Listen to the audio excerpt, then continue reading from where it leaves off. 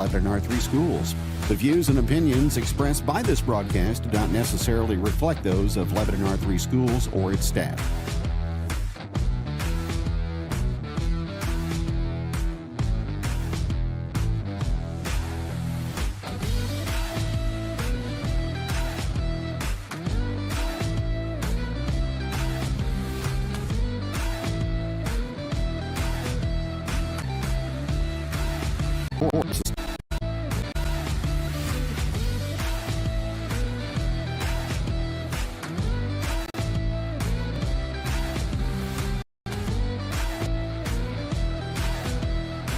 This broadcast is produced and distributed independently by Jacket Nation Sports. Jacket Nation Sports is not affiliated with, endorsed by, or sponsored by Lebanon R3 schools. The announcers of this broadcast are employees of Jacket Nation Sports and are not representatives of Lebanon R3 schools. The views and opinions expressed by this broadcast do not necessarily reflect those of Lebanon R3 schools or its staff.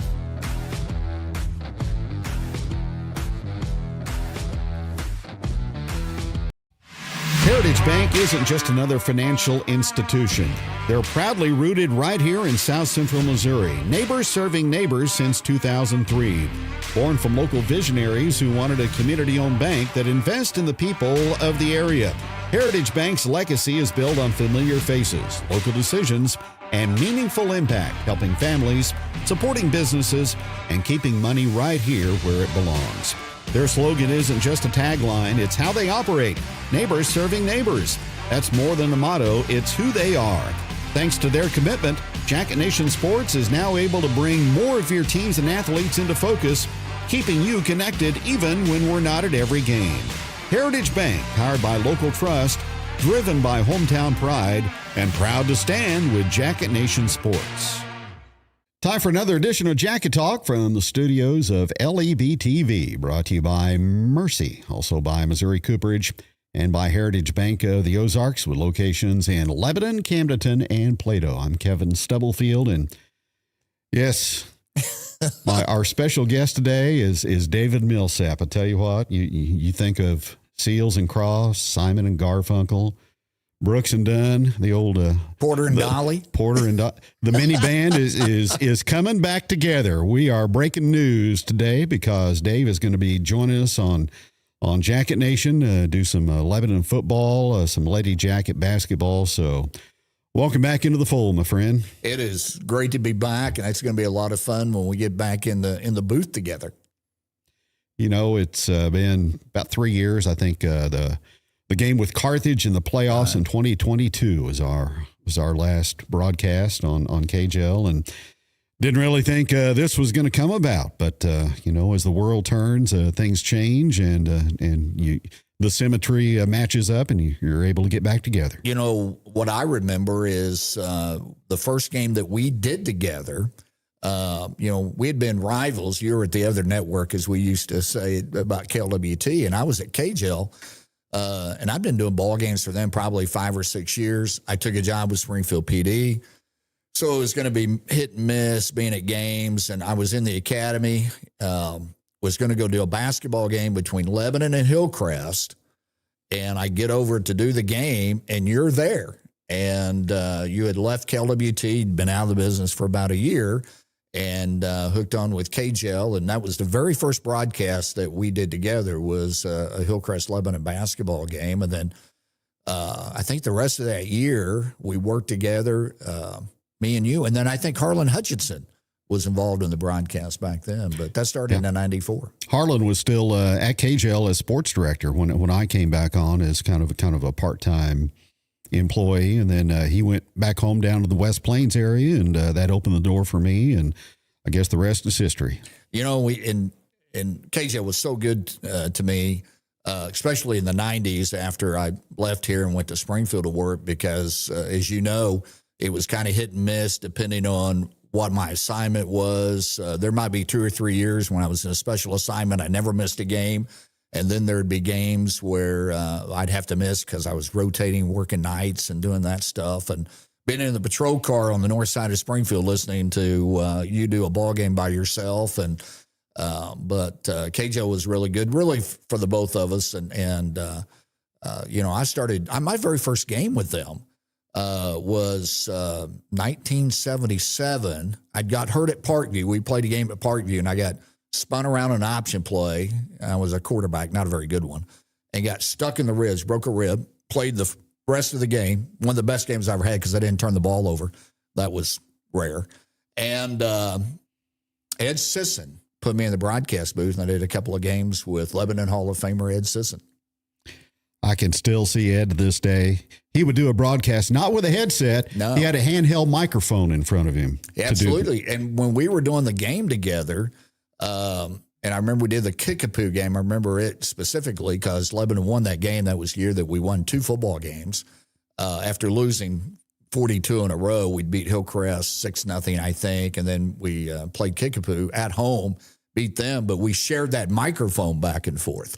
And with Ed Sisson. And then after I got out of college and came back, I worked with Sisson for a year. And remember, he wouldn't drive, so I had to drive him to all the games. And you were at KLWT at the time. And the game that stands out the most was, remember we were at Rolla. I think you were in the good broadcast booth, and we were in the auxiliary booth. And they had a huge lightning storm and rain and all that. But good times with Ed Sisson. He was a lot of fun.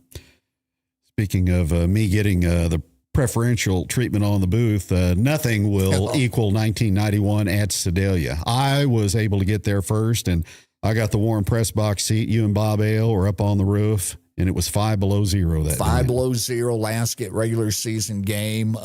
You got there early, got the good booth.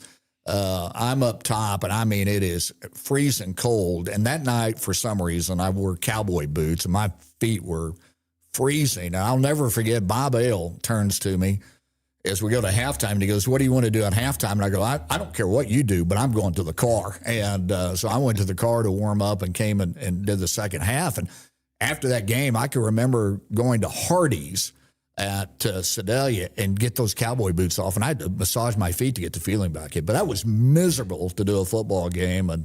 And Shane Schoenemeyer was doing stats for us back then, and he was standing between me and Bob. And I remember his hands got so dry, he dropped his clipboard from the top of that press box on the people down below. And so we're probably lucky we got out of Sedalia.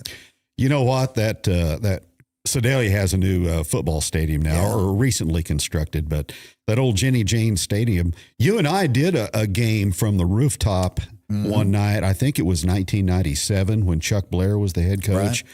Great view from up there. Yeah. I tell you, if the wind's not blowing, top of the press box isn't a bad place to be for football. No, it's not. You know, one of the best games that we ever did, and you'll have to remind me what year it was, we go to Columbia. This is the first year the Battle was in existence, and we go up there to play them. I think they ended up that first year maybe going to the state championship game.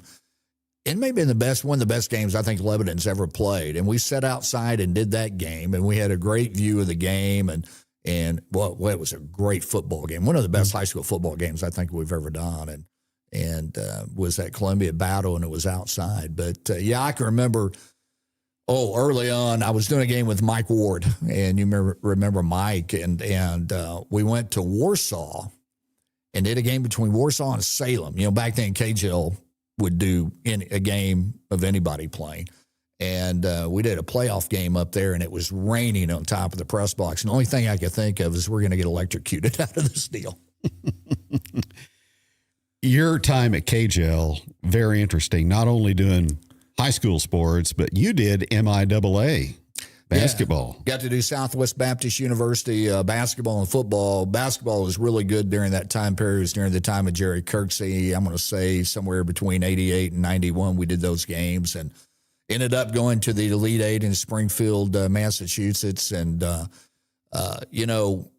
what I remember about those days, Kevin, and this is before you and I were broadcasting together, I would do college basketball on Mondays, Wednesdays and Saturdays. I would do jacket basketball on Tuesday and Friday, and then do girls games on Thursdays. And so I was doing basketball every day of the week except on Sundays. All this while you were still the Laclede County juvenile officer. I can remember getting off work at like 4 o'clock in the afternoon and driving to Emporia, Kansas, and do a college basketball game, and driving back and be back in the office at 8 o'clock. But we got to do a lot of different sports, and then doing that college stuff was a lot of fun. And, you got to do the same thing because you did baseball for Missouri State, and that had to be one of the highlights of your career. Sure. Got to go to Fresno, California, to Austin, Texas, and to Lubbock, Texas to do regional games. So, yep, a lot of fun.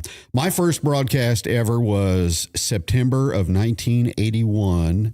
I just kept banging on the door at KLWT, and Warren Goforth he got tired of me hassling him, and he gave me the job. And Mike Morris and I did a Lebanon Waynesville football game that went triple overtime. That was a season opener in 1981 for the Yellowjackets. Yeah, that's a great way to start your broadcast career. But I've told this story before. So in 1978 and 9, I was doing a show on KLWT called Jacket Journal. And it was a bunch of us high school kids who were in drama and forensics. And it was really a good show. It had a lot of talented kids. And so we were on KLWT doing that. I went to work for the newspaper in 1979 as their sports writer. 1980 comes around. Ron Wallstrom had hired me, one of the great sports people, one of the great news people to ever be in Lebanon. And he hires me to do sports. And then I decided I better go to college. So I go to Warrensburg, and got lucky. Got to do college football, basketball, and baseball on a radio station. Was doing high school games on another radio station, or a couple of radio stations. Come back home, 1981, for the summer. Warren Goforth calls me and says, "Hey, we're replacing Gene Clay, who had been the voice of the Jackets for 30 years. We'd like for you to do that." So I toyed with that idea, and I thought, I'm not very bright, so I better go back to college and finish college. And they hired this guy that was just graduated from SMS, who was driving a mail route from Stoutland by the name of Kevin Stubblefield. So I always tell people, had I not turned that job down, you used to be driving that mail route. That mail route was interesting. You had to sat on the right side of the pickup, and the accelerator, of course, you had to navigate with your left foot and the brake as well, because it wasn't custom made for a mail route. It was my grandpa's pickup. So did that for a while, and then got fired from the insurance agency. I've been fired a couple of times from the broadcast industry. So, it's kind of been a topsy-turvy life for me. Well, and not really. If you think about this now, and people don't get how consistent the voices of Lebanon sports has been. There's been Gene Clay, Kevin Stubblefield, David Millsap, and Ed Sisson. Since radio's been around Lebanon since 1948. Correct. There's only been 4 of us that have been the Clay was still around. He was just an encyclopedia of knowledge of Lebanon sports, and always interesting to hear him talk about his travels when Lebanon was back in the Mid-State Conference back in the 60s and 70s, and maybe even before then. Trips to Moberly, Fulton, winter weather, trying to make it back to Lebanon to open up the station the following morning. Just a lot of interesting tidbits from him. And I got a chance in 79 when I was working. This would have been in the fall of 79 after I graduated from high school. In the spring, I'm working for the newspaper, and Gene Clay and Bob Williams, who you worked with, both of them, would put me on the radio at halftime to do the halftime show. So in 77, I get to do a little some stuff for KJL.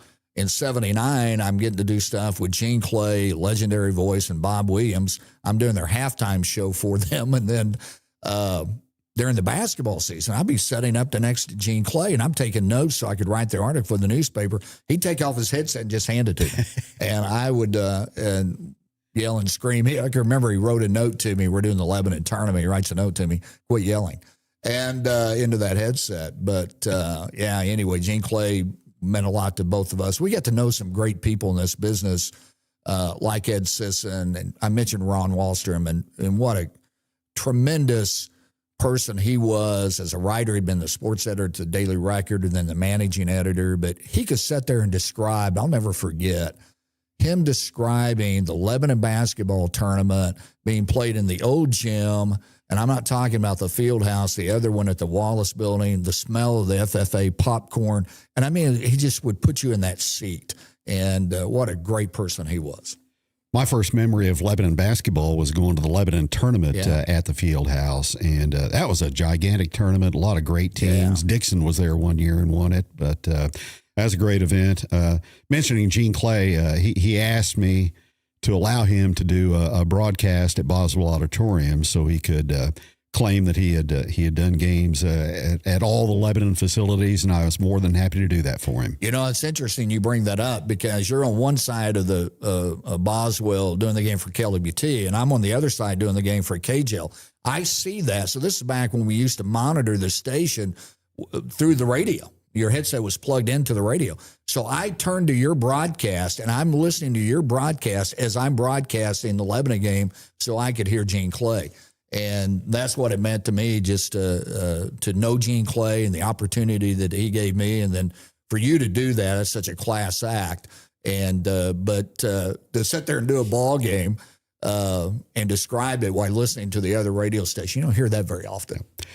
Jacket fans might need to turn the sound down here, but you and I have both done a lot of big Camdenton Laker football down through the years, especially you and Mike Ward back in the 80s. That was kind of the halcyon days of Laker football. That had to be a lot of fun. It was a lot of fun, and we had an opportunity back then that, KLET really dominated the market for a long time here, and then we started doing half Lebanon and half Camdenton, and Mike Ward, who had played at the University of Arkansas, was doing some games with me. He was the court administrator for the 26th Judicial System. And we got to do the championship game, the tie game with Marshall in 86. At Arrowhead. And then at 87, the state championship against St. Louis Sumner, which was at Furrow Field. And then you and I got to do state championship games with Camdenton. And I'm telling you, Bob Shore used to do a radio show with Bob Shore, and I would tune into that and listen to that, and you could learn more about football just listening to Bob Shore describe things and talk why he did this. He was so great to work with, but so interesting to listen to. Yeah.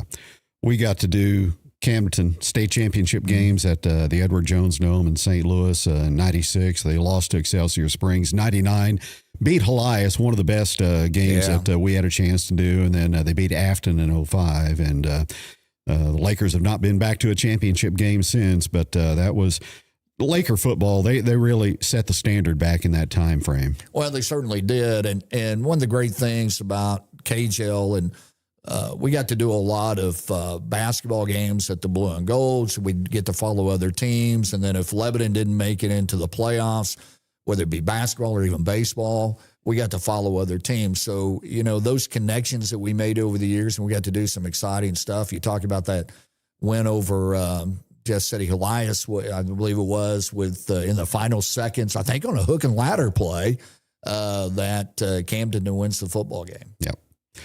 And Lebanon Camdenton rivalry. Yeah. We always circle the games on our calendar. Harv Welch comes to Lebanon in 87.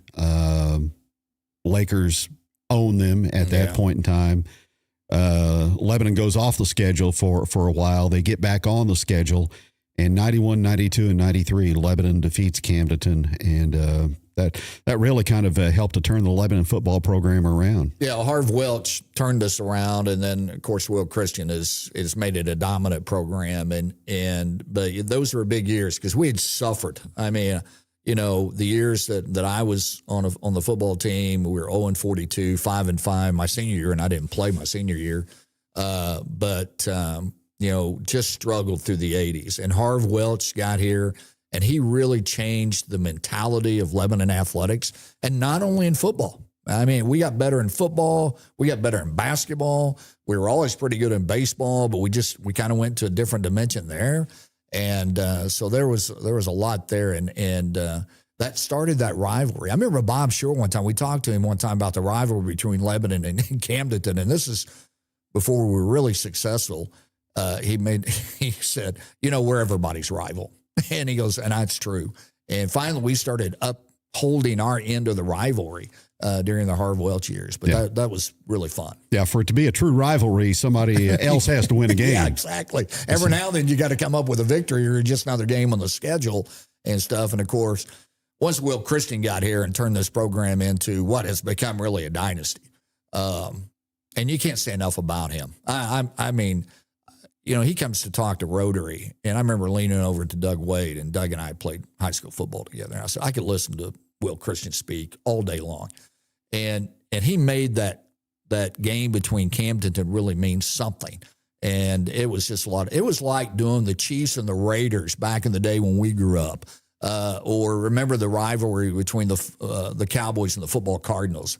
I mean, it was that much fun. And it's just what he has done for this program and enhanced our broadcast. I mean, we became, I think, don't you, that we became better broadcasters in those games once we became so competitive and just preparing for the game and getting ready and the excitement that you'd feel going into the broadcast booth.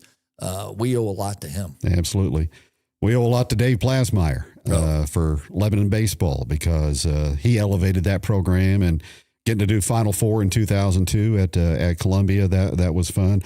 I got to do the Final Four for Lebanon in 1982 at what then was known as Simmons Field. That was long before it became Taylor Stadium. It was still the old rickety wooden grandstand that they put you out in the crowd, and the Jackets had that miracle run to Columbia in 82 and got to do the semifinal game with our friend Tim Adkins. He was my broadcast partner for that. So. I listened to that game. I was working at the Juvenile Detention Center in my college intern.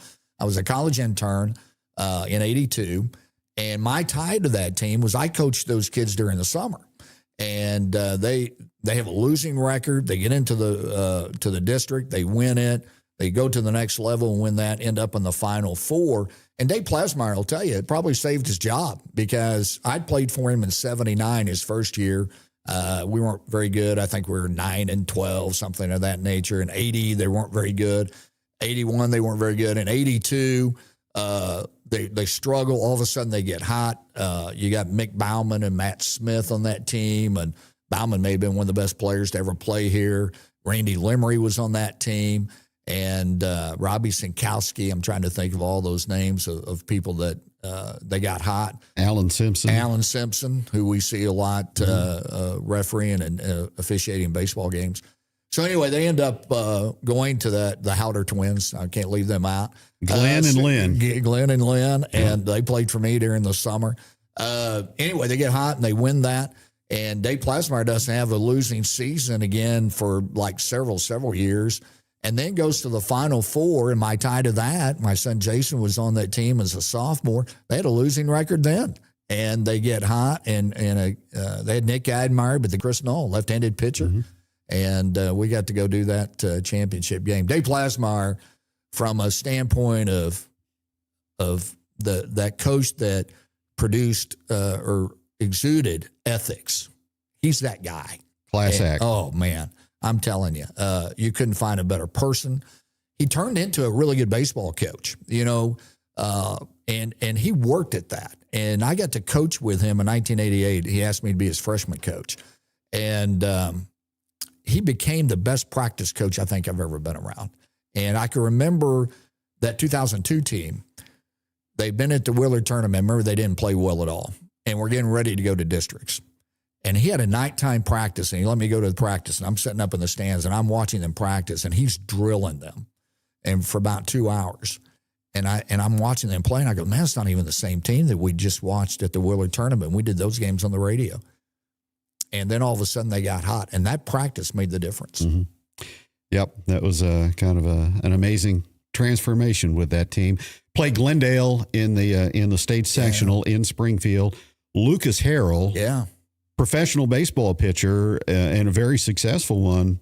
Before he transferred to Ozark, he spent one season at Glendale, and Lebanon beat him that night. Didn't really beat him. I mean, they kind of collapsed on defense, Glendale did, but then you get a Fort Zumwalt South in here for the state quarterfinal on that following Saturday, and on to Columbia after that. That was a lot of fun. You're still coaching baseball. I am coaching at Stoutland. Joe Nicholson asked me a couple of years ago if I would be willing to be the assistant coach at Stoutland, and I've been doing that, having an absolute blast. I get an opportunity to coach my grandson Brody, who goes to Stoutland. He's a junior pitcher down there and a first baseman outfielder. Some of the kids that are juniors are kids that I had when they were in Little League. They call it the Ozark Youth League down at Stowland, but I've got to coach them all the way through now. And so I'm as you know, I love to coach. And one of the reasons I was leaving KJL before KJL decided to end their sports broadcast, and I'm glad they've partnered with Jacket Nation now, but I was going to have an opportunity to go coach. And so I really have enjoyed that. I coached here in Lebanon the summer programs for 25 years, most of the time 16, 17, 18-year-olds. Babe Ruth World Series, both of us were parts of that, both from a radio standpoint. Remember, we actually started television back then. Exactly, with the Axe channel. The Axe channel. Absolutely. And we both did some radio and television there, and then I got to coach one of the World Series teams. And I was telling somebody the other day, they were doing the branding thing for the city of Lebanon. They asked me to come participate in that. And one of the questions they asked me, this is a weird question. They go, what... If you had to describe Lebanon by a smell, what would you describe Lebanon as? I go, it smells like a baseball glove. And she looks at me and she goes, what are you talking about? And I go, for years, we were a baseball town. I said, we hosted the Babe Ruth World Series, and we had 4,000 people at the ballpark that would see the World Series. So Lebanon to me smells like a baseball glove. And you won a game in the 2000 World Series, I believe. We did, and we won the team that I coached in the 89, I think it was the 89 Babe Ruth World Series. It was the first team to ever win a game in the Babe Ruth World Series, host team, Lebanon host team, and we beat a team out of New Hampshire. And then I got to coach it again in 2000, and we won a game and should have won a second game. And we were playing a team out of Louisiana and had a runner at third. Brandon Clift was the hitter. He's a left-handed hitter. Kevin, he was on fire, and I decided to outsmart myself, a little whitey ball that I love to do, and I called a squeeze. And he popped it up, and the third baseman's charging, has to go back, catches it over his shoulder, double play, tags third base, and we lose that ball game. And the only guy that came up to me, Dave Plasmer comes up to me and goes, I would have done the same thing. And so I felt somewhat good about that, but that still haunts me to this day that I should have just let Brandon Clift hit the ball. Brandon Clift is now the girls basketball coach at Ozark, and he would later go on in 2002 to score the game-winning run in the Fort Zumwalt South victory that sent the Jackets on to Columbia. Zach Kennison got the base hit. Remember, Zach who had a really good college career down in Oklahoma, but Zach was really struggling at the plate and comes up and gets the hit to win the ball game. So you're still a little bit involved in radio, too? Working for KTTK. I'm doing a morning show for them, and this is part of my retirement gigs. And I'm also doing sports for them. I do a daily sports show, what we call the Sports Minute. And then I'm doing play-by-play for KTTK. They've got into the Frisco League. We did all that last year. We're going to do Stoutland Tiger basketball, both boys and girls this winter. So I'm looking forward to that. So it's, retirement is busy but fun. Yep. That's the way it should be. Yeah.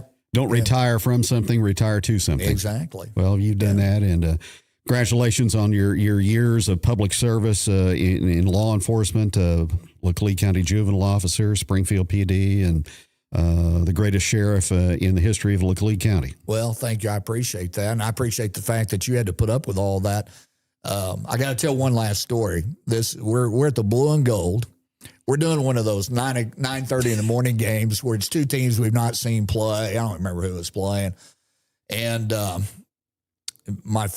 supposed to be on vacation. I'm working at Springfield PD at the time and lieutenant in charge of criminal investigations. And I get a phone call, and it's about a nasty assault they'd had on the campus at Missouri State. And so I told him I'll call him right back. So I go back to doing play-by-play, and I'm ripping through I think I had the first quarter, and I'm ripping through it. We go to break. I call the detective back. I say, you need to do this, this, and this. Hung up, went right back to the play-by-play.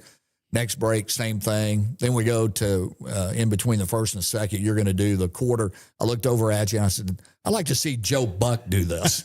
Work a case and do play-by-play at the same time. But you had to put up with a lot because there were times I remember being in the O show. I was working narcotics at the time and got a phone call. I had to leave the broadcast, and there was a couple of times where I'd look at you and go, I got to go. And you were so gracious to allow that. Yep. It's going to be fun to have you back side by side with me in the broadcast booth. We're going to start that with the Waynesville football game this Friday on Jacket Nation Sports and KJL. So great to have you back, my friend. It would be great to be back. I cannot wait for Friday night. Absolutely. Hope you've enjoyed our reminiscing on Jacket Talk, brought to you by Mercy, by Heritage Bank of the Ozarks, and by Missouri Cooperage from the studios of LEB TV. Lord, I'm just a man. Lord, I'm just a man. But I am a man. But I am a man. I can't do everything. But I can do something. And I refuse to let what I can't do. Keep me back. From what I can do. So with clear eyes and a full heart, help me play this game tonight. Like a man. In Jesus' name. Amen. Hey, here we go. 5, 4, 3, 1, 2, 3. Rise!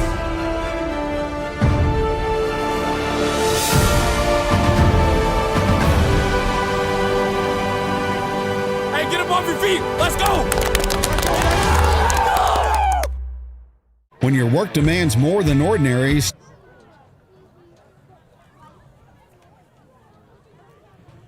Well, another fast-moving high school football regular season is on the cusp of ending as teams gather for competition. And for the Lebanon Yellowjackets, plenty at stake tonight as they renew their long-standing rivalry with the Waynesville Tigers on the road tonight in Pulaski County. Good evening. I'm Kevin Stubblefield for Jacket Nation Sports. Reunited with my longtime broadcast partner, David Millsap. I think there was a song back in our high school days called Reunited. I believe that there was. I think you're dating us even further than what people would think. Yeah, absolutely. But it's great to have you back where you belong, kind of like a radio, except with the visual effects of a telecast thrown in. And great to renew old times with a game that we've done on numerous occasions for the last 4 decades. You know, before there was a rivalry between Camdenton and Lebanon, there was a rivalry between Waynesville and Lebanon, and we can remember the days when Waynesville would bring 4 busloads of kids to come up and watch the football game at Lebanon. Always big crowds and a big rivalry, especially back in the mid-Missouri days. Absolutely. The pathway for Waynesville football, though, has been very difficult of late. The Tigers trying to avoid another winless campaign.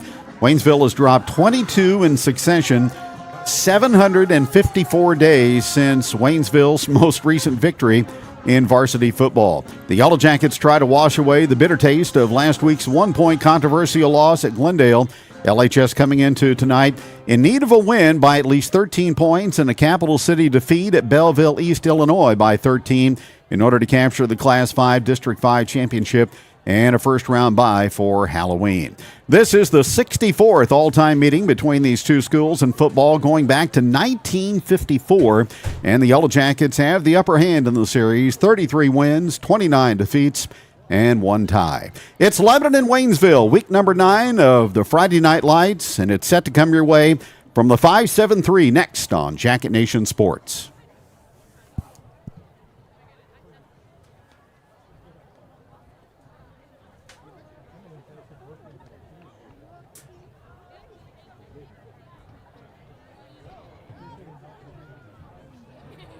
Let's meet tonight's captains. First, the visiting Lebanon Yellowjackets. Number 56, Tommy Jennings. 72, Hayden Perkins. When your work demands more than ordinary, step up to commercial quality power. At Phones Outdoor Power, we bring you mowers built for professionals, machines with rugged durability, advanced features, and performance that doesn't quit. And we don't just sell them, we stand behind them with expert service to keep your equipment running at its best. Plus, with flexible financing options, your next mower is closer than you think. From the first cut to the last pass, this isn't your weekend mower. This is the real deal. Visit Phones Outdoor Power today.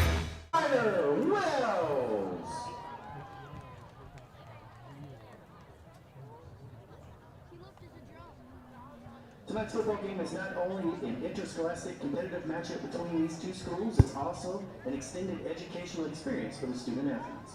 Missouri State High School Activities Association Co-captains meeting at midfield. Our officiating crew tonight includes Edward Griffin, Zachariah Imperato, Carl Imperato, also Keelan Scott, and Keegan Wilburn. It is overcast. There was some rain in the 5 o'clock hour upon our arrival here at Waynesville. 55 degrees, so kind of a typical late October Friday night for high school football. Jackets 4-4 on the season, as the coin toss has been consummated, and Waynesville will receive and defend the north end zone. Will Christian, in his 21st season at Lebanon, 147-84 is his record. Overall, 183-94, and 16-6 all-time against Waynesville. So, Dave, it's incumbent on Lebanon just to take care of business tonight and don't go through the motions. Take care of business, get ready for district, and have a good quality of performance here tonight. Yeah, if you were going to put a hashtag on this game, it would be take care of business. And look at the things that you know that you've got to improve upon as we get into district play. So eliminate those turnovers, shore up the defense, and get rid of those penalties. And you start working on that right now. And I think I talked to Will Christian. He said a good week of practice. I think you come into this ball game with the idea that they are 8-0, not 0-8. They've won all their football games for the last year and a half. I think you come into this game with the idea that we're going to come out and we're going to shore up our game because we've got to get ready to really put it all together. And, you know, teams get hot during the postseason, end up going a long ways. Lebanon will kick off going left to right. Waynesville in their orange jerseys, black numerals, black helmets with white pants. Lebanon in the traveling white with black numerals, black helmets, and black pants. We get set to play football on a Friday night in Waynesville. Lebanon and the Waynesville Tigers. And with the play-by-play, here's the Hall of Fame voice of Kevin Stubblefield. Buzzcuts kickoff with Rhett Rhodes as he has the ball teed up at the 40-yard line. And Jackets go onside to start things, and they may have recovered across the way at the 43-yard line. It looks like Brody Shoemaker got over and wrapped it up on the onside kick, so Jackets started off with a wrinkle. Wow. As Rhodes does the onside kick. As he has the ball teed up at the 40-yard line. Shoemaker on the far side Jackets of the go field, onside to start things, and they may have down and 10 for Lebanon in Tiger territory. At the Waynesville 43. Well, the Jackets saw Ozark victimize them with an onside kick early in the game a couple of weeks ago at Lebanon. Now whistles blow as the play gets underway. Tigers show a four-man front. Now, last week against Glendale, or they're in their ball game against Glendale, not last week, but 2 weeks ago in their ball game, they played all three-man front. They did that against Kickapoo as well, but they're going to squeeze up front. The penalty is against Waynesville because they want to stop the Lebanon running game. So an offside call against the Tigers. It'll be 1st and 5 for Lebanon at the Waynesville 38, just underway here at the beautiful Tiger Stadium on the Waynesville campus. Ball on the left hash mark. Back at York, turns and hands it off to Evan Ogle, and that play's whistled down. We either have somebody offsides again or we have a false start. Oh, my. And it's offside against Waynesville. So the Tigers stopping on their own feet right now with 2 consecutive penalties. So they Jackets with the onside kick, and they recover it.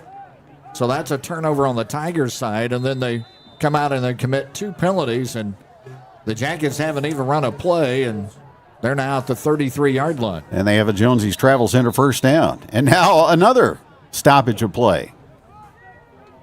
You know, this Tiger team has struggled, and these are the things that make you want to pull out your hair. Dalton Hill is their coach, a first-year coach. He was at Palmyra prior to coming to Waynesville. First down and 10. York back to throw, and he's throwing deep, and he's got Joe Simmons in the end zone, but it's off his hands and incomplete. Well, a well-thrown ball. York is completing 52% of his passes. That one just in and out of the hands of Joe Simmons. Just a fly pattern up the far boundary, and York put it right on target, but Joe couldn't haul it in. So it'll be 2nd down and 10 at the Waynesville 33. Leland Wright, the linebacker, had the coverage downfield, and Simmons just outran him. False start this time against Lebanon. So back they go. Well, the officiating crew is getting their work in here in the early going. They'll have to replace the whistles at halftime. It'll be 2nd down and 15 for Lebanon, back at the 38.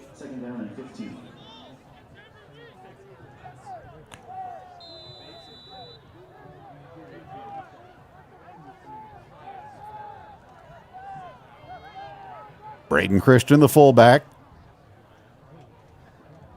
Your call signals. Carson Hill in motion, now back to reset on the left side of the formation. 4-man front for Waynesville. Toss to Hill, slips down, back at the 42. Turf Monster got him. That'll be a loss of 4. Carson Hill, who's rushed for 541 yards on the season, usually 6 yards a carry, started to turn the corner and slipped on the turf. And we did have just a little bit of rain, not near the rain that they had predicted, but just enough there that Carson Hill, trying to make that cut, get around the right end, slipped and fell. So now it's 3rd down for Lebanon, 3rd down and 18 after the penalty. Double tight end set. Here's the snap, and York will hand it off, and it's Christian. He bangs his way to the 30, still on his feet at the 25, at the 20. What a run by Christian, and end zone bound for a Riverfront Campground touchdown. A 41-yard run to the end zone by Braden Christian. On 3rd down and 18, he goes straight up the middle. He bounced off a tackle, spun off the tackle at about the 25-yard line, and then galloped into the end zone. Replays brought to you tonight by Mid-Missouri Bank. For Christian, his 8th rushing touchdown of the season. Rhett Rhodes on for the point after, out of the hold of Braden Christian. So 3rd and long turns into 6 for Lebanon, and now 7 as the PAT is good. With 10:32 to go in the opening period, it's Lebanon 7, Waynesville nothing on Jacket Nation Sports. At Big Whiskey's, we toast to these big wins and these big wins. With something for everyone. Everybody is a big deal at Big Whiskey's.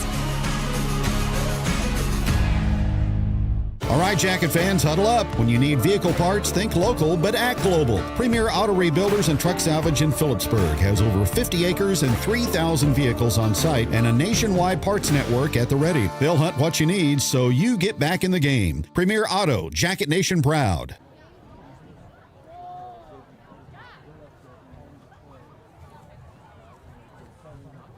Three-play, 43-yard drive in a minute 28 for Lebanon to open up the scoring tonight at Waynesville. Luke and Green back to receive the kick. Lebanon with an onside kick to start things off, and let's see if they kick deep with a 7-0 lead now. Rhodes with the approach. The Buzzcuts kickoff is sent a little bit deeper and will return from the 20-yard line by the Tigers. And out across the 30 to about the 32. Carmelo Jackson on the return for the Tigers. Jackets got down and corralled him just past the 30-yard line. Isaac Kelm on the tackle on special teams for the Yellowjackets. So the Tigers will come onto the field for their first offensive snap. 13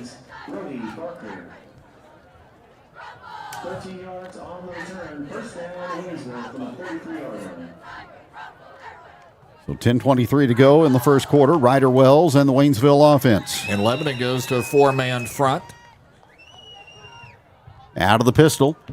There's the snap and there's the handoff, and the Jackets with a lost yardage play in the backfield as they stone the Tiger ball carrier, Tyshawn Bird. He will lose 3. It'll be 2nd down and 13. Bird is seniored 5'9" and 180, getting the start tonight. They've had to make a lot of substitutions in their starting lineup. In fact, they're starting Ryder Wells as their quarterback, his 2nd consecutive start. There's the snap, and here is Wells on the bootleg, and the short toss is incomplete at the 30-yard line. Trying to flare it out into the flats. Intended receiver that time was Connor Ross. Leland Wright and Connor Ross will be 2 guys that Wells will try to throw to. But he'll have to have some protection, and Lebanon will try to get to him early in this football game and really set the tone of what they want to do defensively. 3rd down and 13 for the Tigers as they bring some new personnel on.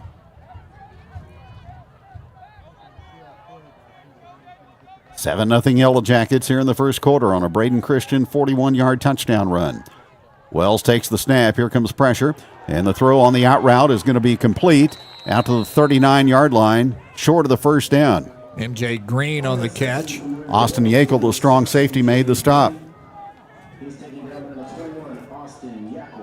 So a gain of 9, but it brings up 4th down for Waynesville. So Yankel in that strong safety spot, his job is to read that play quickly and go attack. The free safety will stay back, look for the deep pass. That strong safety, his job is to seek and destroy, and he did that on that play.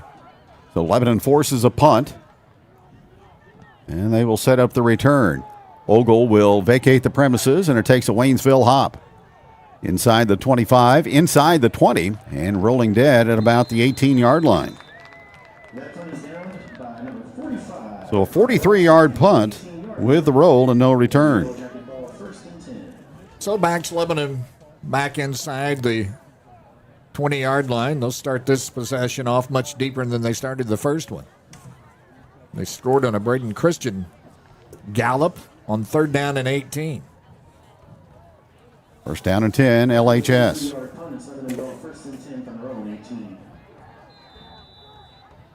8:52 to go here in the first quarter.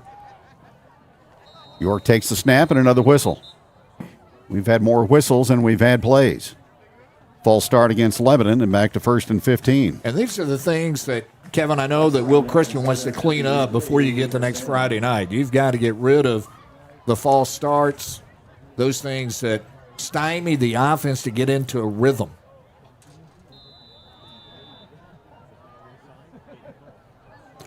Lebanon averaging 35 points a game coming in, giving up 34.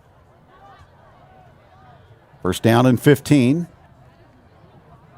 Quarterback sneak as York will plunge across the 19 out close to the 20-yard line. That's actually Christian on the carry, beg your pardon. So Braden Christian on the run. And he gained 6. He averages 7 yards a carry. You know, I watched him in an interview with Ramsey Stewart, and when you watch that interview is how determined and focused he is, and he's that type of runner. When you watch him run, and it's just like his touchdown run, he got hit, and the defensive backfield spun off that tackle and galloped to the end zone. Here's a pass by York. Joe Simmons on the fly pattern, and just off his fingertips at the Waynesville 40-yard line. A home run ball from York, and again, well thrown, but just out of the reach of Joe Simmons. Well, Simmons wide open, and again, he just couldn't haul it in, and Beckett York put it pretty much on the money. You know, that fly pattern, you're going to put some air under the ball and hoping that receiver is just going to be able to run underneath it. So they ran that play middle of the field, but Simmons couldn't haul it in. So 3rd down for Lebanon from the 19-yard line. Jackets lead 7-0, quarter number 1. Play action fake, and there's a throwback screen, and it's caught 30 and to the 31-yard line. Close to the 1st down on the reception. Ogle on the reception. Gain of 12. He's kind of throwing it out in the flats. You set up the blockers in front, much like a screenplay, and get Simmons out open in the flats. So another 3rd down conversion by Lebanon, and operating room just across the 30-yard line. Mason Jones will snap it. York will take it, and he'll hand it off to Christian. He's got running room through the 2nd and 3rd level, still on his feet all the way to midfield. What a run again by Braden Christian for 19. He's just bouncing off tackles, and they just can't haul him down right now. The senior at 5'6", 165, came into the game having rushed for over 631 yards. Of course, he was slowed down. He was out a couple of games with appendicitis, and he's making the mark known here in the first quarter. Another Jonesy's Travel Center 1st down. And Lebanon again will run it right up the gut to about the 46 with Christian. On the carry for Lebanon, number 22, Braden Christian. Tiger tackle that time by Cush Peritito.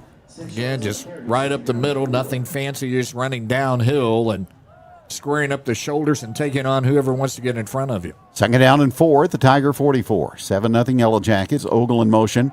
QB run by Beckett York, and he's got a Jonesy's Travel Center 1st down inside the Waynesville 40 down to the 37. So he picks up 7 more. York can be quite the force in running the football, and there's been games when he's just dominated the running side of the offense. Of course, it all starts up front. This Lebanon offensive line is just monsters. Had a good season, and the key is they've all been able to stay out there and stay together. First down from the Tiger 37. Here's York, and again it's Christian. Sheds a tackle at the line of scrimmage and rambles down to the Tiger 25. They'll spot it at the 26. Gain of 11 and another Jonesy's Travel Center first down for Braden Christian. Right now, Braden Christian is just unstoppable right up the middle. Another first down, and the Jackets have been able to navigate themselves down to the 26-yard line in Tiger territory. This drive started at the 18-yard line. Lebanon again marching toward the red zone. York to put it up. He wings the ball on a corner pattern, and Brody Shoemaker is there. Touchdown LHS on the corner route. Brody Shoemaker, a 26-yard reception, his third touchdown of the year, and the Jackets lead 13-0. Again, they just a little fly pattern down the sideline. Simmons had been the target twice. This time Shoemaker, and right in his pocket with the football was Beckett York. 13-0 Lebanon. Rhett Rhodes. Now 38 out of 39 on the season for the point after try.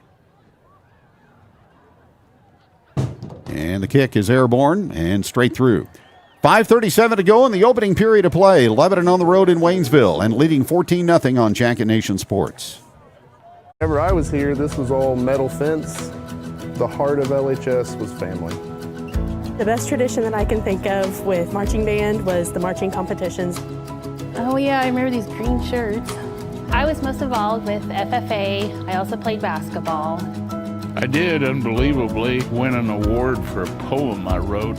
I'm Ryan Southard. I'm Amber Foote. I'm Kayla Burns. I'm Kim Light. I'm the CEO of Heritage Bank of the Ozarks, and I am proud to be a Yellowjacket neighbor.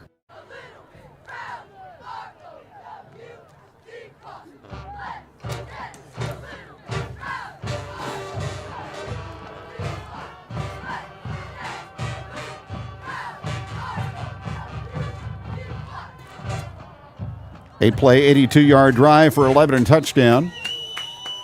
Jackets lead by a score of 14-0. Beckett York, his fifth touchdown pass of the year. Tigers will return the kickoff from the 20. Jackets, if you're just joining us, onside kicked to start the ball game and recovered to set up a touchdown. They corral Carmelo Jackson at the 35-yard line, or just short of that. Tigers win 3 and out the first time they had the football. They'll start this possession at their own 34.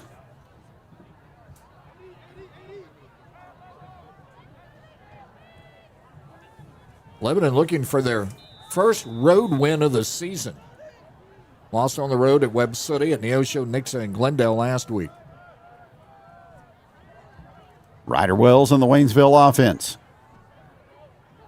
He stands at the 29, accepts the snap, and a slam in the backfield for lost yardage. That was Bird, his second carry. And the Jackets were there to engulf him back at the 26. He had no chance. As soon as he got the football, they had a lot of helmets around him, and he had no place to go. Loss of 3, actually. Second 3-yard loss on both carries for Tyshawn Bird. So second down and 13 for the Tigers. Here's the snap to Wells. He will throw the out route, and it's intercepted. Intercepted by Cameron Rose, and he is going to go to the end zone for a pick six. A pick six. They tried to slant across the middle, and the cornerback looked at it, read the eyes of the quarterback, and stepped right there and hit him right in the chest. And Cameron Rose, who's had a great season defensively, with a pick six and a gallop to the end zone. Cameron Rose with 110 tackles coming into the game tonight. That's his first interception, and he makes it count big time for 6. Well, we talked about taking care of business. So far, the offense and defense both have done just that.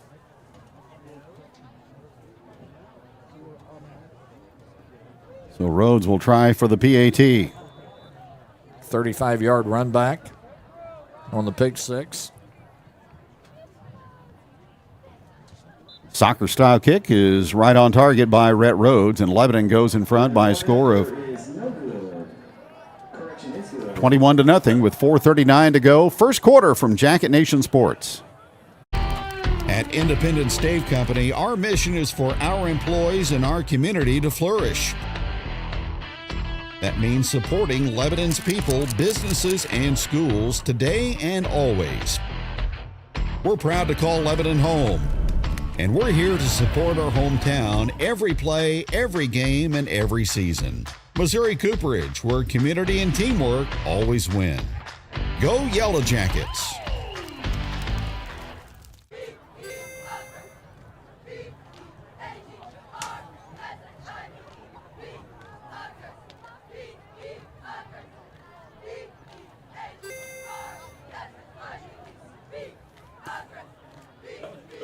Cameron Rose with an interception return for a Lebanon touchdown.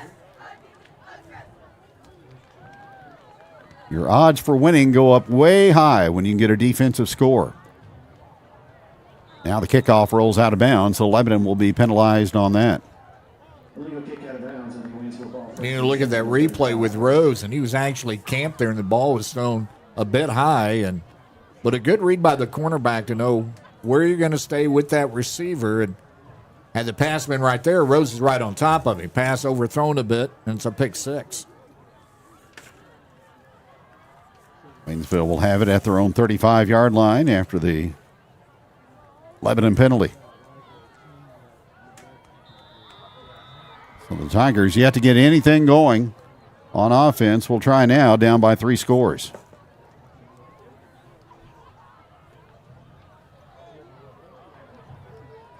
Wells with a sidecar right running back.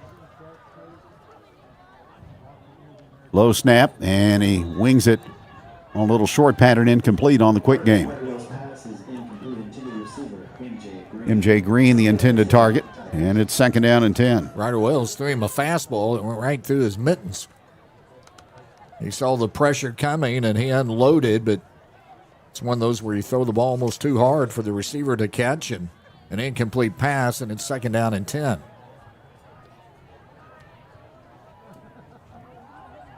Jackets shift to a 3-man front. Receivers left and right. Toss, and Cameron Rose right there to meet Tyshawn Bird. So Rose, after the pick, makes a stick on defense and holds Bird to a 1-yard pickup. The defensive line just squeezing through past the offensive line of the Tigers, and doing so, Bird has no place to go. He can't get any break at all and can't get things rolling up field as the defense is right there as he gets the football. So 3rd down and 9 for the Tigers coming up. Good crowd of Lebanon fans across the way tonight. It's really a nice venue for high school football. One of the best ones. It was maybe the best in the Ozark Conference and one of the top ones in the COC. 3rd down and 9. Here's Wells. Pass caught. Immediate tackle, though. Again, Cameron Rose, the tackling machine, with the stop. They tried a quick slant into MJ Green again, and Rose is right there to sling him around, and the ball comes loose, incomplete, and it's 4th down. So another 3 and out for Waynesville. And punting time for the Tigers. Ogle standing back at his 35. 21-0 Jackets. 3:10 to go. Bouncing snap from center. And the kick is away. This one will hit a Tiger at about the 43. And that's where Lebanon will start with 1st and 10. Isaiah Williams of the Tigers special team at the 44-yard line. Lebanon takes over 1st and 10. Well, Jackets will get the football their side of the field, try to add to the 21-0 lead.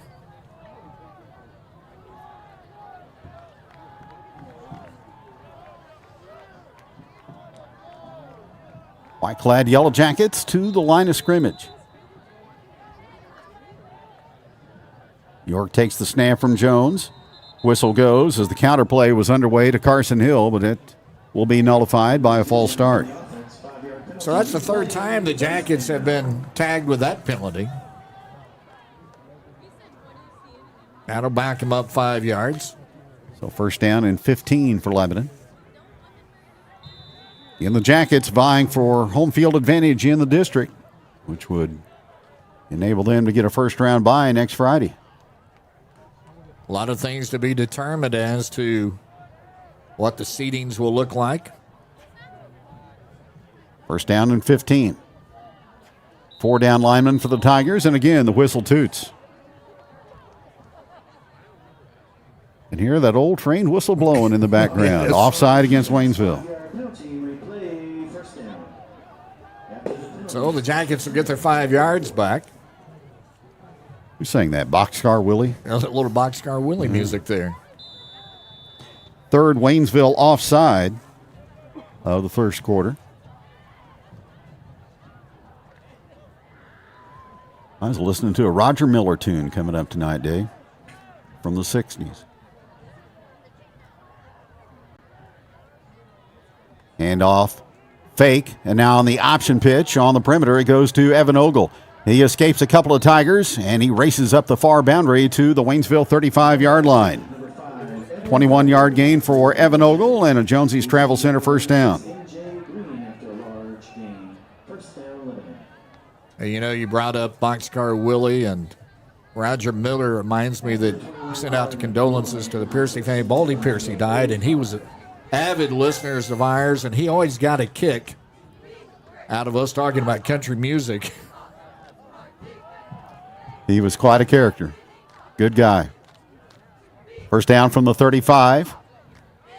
Hand off to Christian, and he bangs forward for a couple.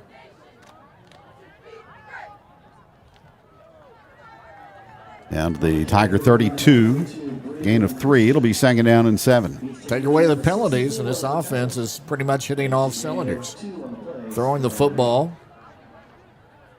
York wasn't able to connect to Simmons on a couple of passes, but they were right there.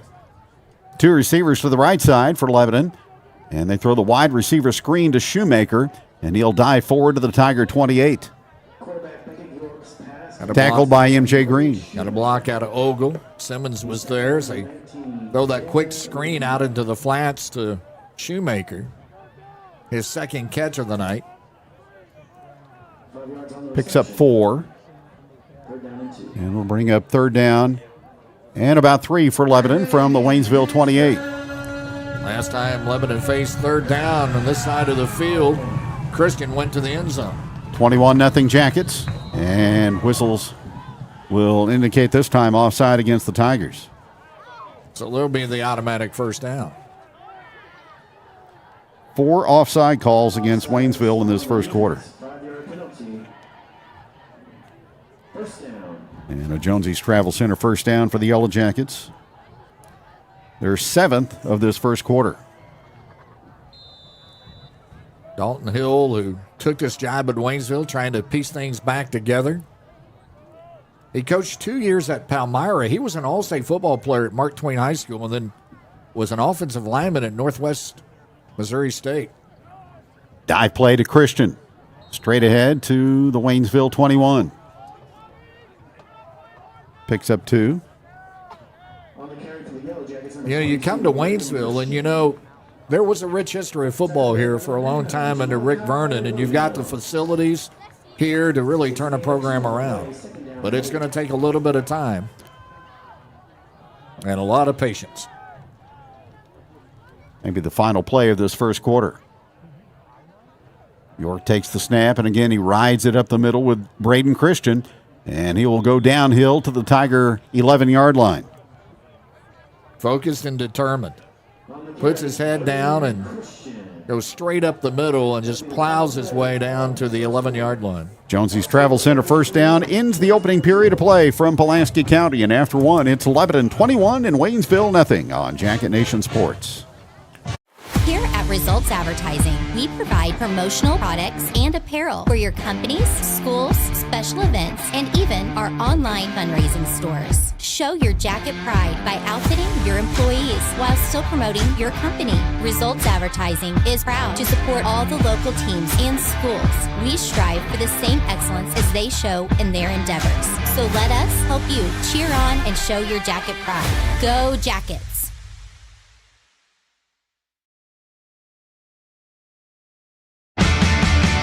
at Jonesy's Travel Center, we're more than just a pit stop. We're a destination. Fuel up your car and your appetite with our exclusive offers. Teachers and students, show your student or faculty ID and enjoy a 5-cent discount on gas every day. Hungry? Don't miss out on our mouth-watering daily specials at the restaurant. Need a space to meet? Our meeting room has got you covered. From fueling your car to fueling your day, Jonesy's Travel Center has it all. Come experience it for yourself.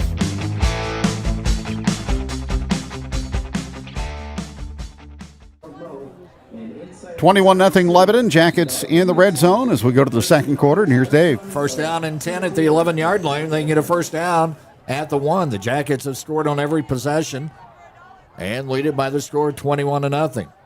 York under center, a man in motion going right to left. That's Ogle. Here's a pass out into the flats and headed for Carson Hill, but it's incomplete.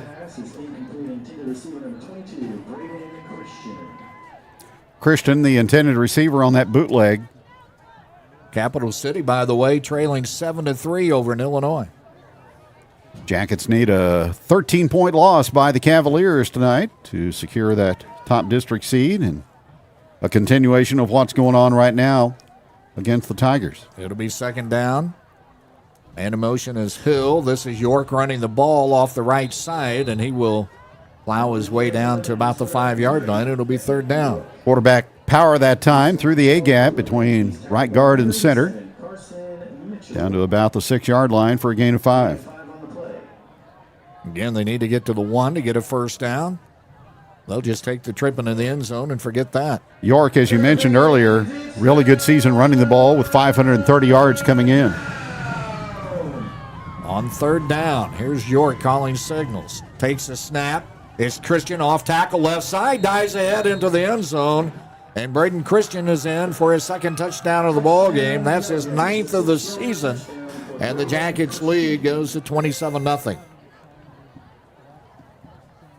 Power play off the left side. Good blocking at the point of attack by the Lebanon O-line. And Braden Christian sniffing the end zone once more. Here's Rhett Rhodes for the extra point. Christian holding. Rhodes is perfect tonight. There's the snap. The hold is down. The kick is up.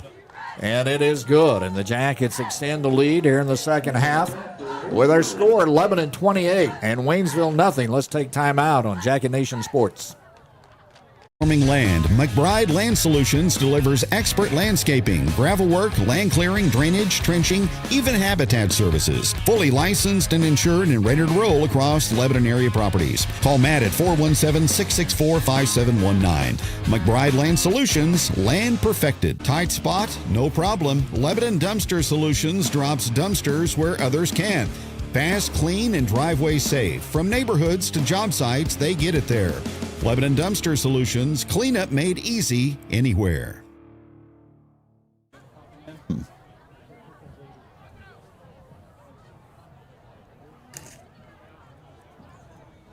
Jackets again utilizing the short field, 44-yard drive in 8 plays, just over 3 minutes. Braden Christian a 6-yard run to take a 28-0 advantage. Rhodes approaches, and his kick is up. This one's going to be deep, and they're going to take it at the 10-yard line. This will be M.J. Green. He cuts to the inside, gets to the 30, and then upended at about the 31-yard line. Needed just a little bit more of a crack there, and he could have been off to the races. So Ryder Wells will bring out the offense again. They have struggled to get anything going offensively in this first half. Waynesville down 28-0, just underway in the second quarter. They'll send a receiver, split to the left, twins to the right side. He runs out of the pistol. He's going to position Green. Here's the snap. And they give the delay handoff and a loss of a couple of yards. Tyson Grass, the sophomore linebacker, penetrating and make the stop in the backfield. Waynesville Tigers, Ty Howell with the carry. His first carry. So a loss of 2 yards. It'll be second down and 12. Ryder Wells is a senior. He sends receivers right and left, now a man in motion. They'll fake to the inside. Now he's under pressure. He rolls left. He's going to tuck the ball and run, and he'll run out of bounds at the 35-yard line. So they chased him out of the pocket. He was able to turn the corner, but yeah, Quentin Hendricks was man in motion. hot on his heels in the backfield, but he managed to escape him. He's going to tuck the ball and run, and he'll run out of bounds at the 35-yard line. With the ball at the 34-yard line. That's Waynesville's longest play from scrimmage in the first half. Jackson will split to the left side. They'll send right in motion. Here's Wells dropping back to throw out of the gun, rolling right under pressure. He finally unloads the ball and has a receiver. That's Crispin, who's going to get a break across midfield and then ran out of bounds. Marno Crispin with the reception. Just a sophomore, and he showed some wheels after he dodged a couple of tacklers near the line of scrimmage. So the Tigers with their first big play of the ball game, and they penetrate Lebanon's side of the field for the first time. Into 21 on that pass play. Wells again out of the pistol. He'll take the snap.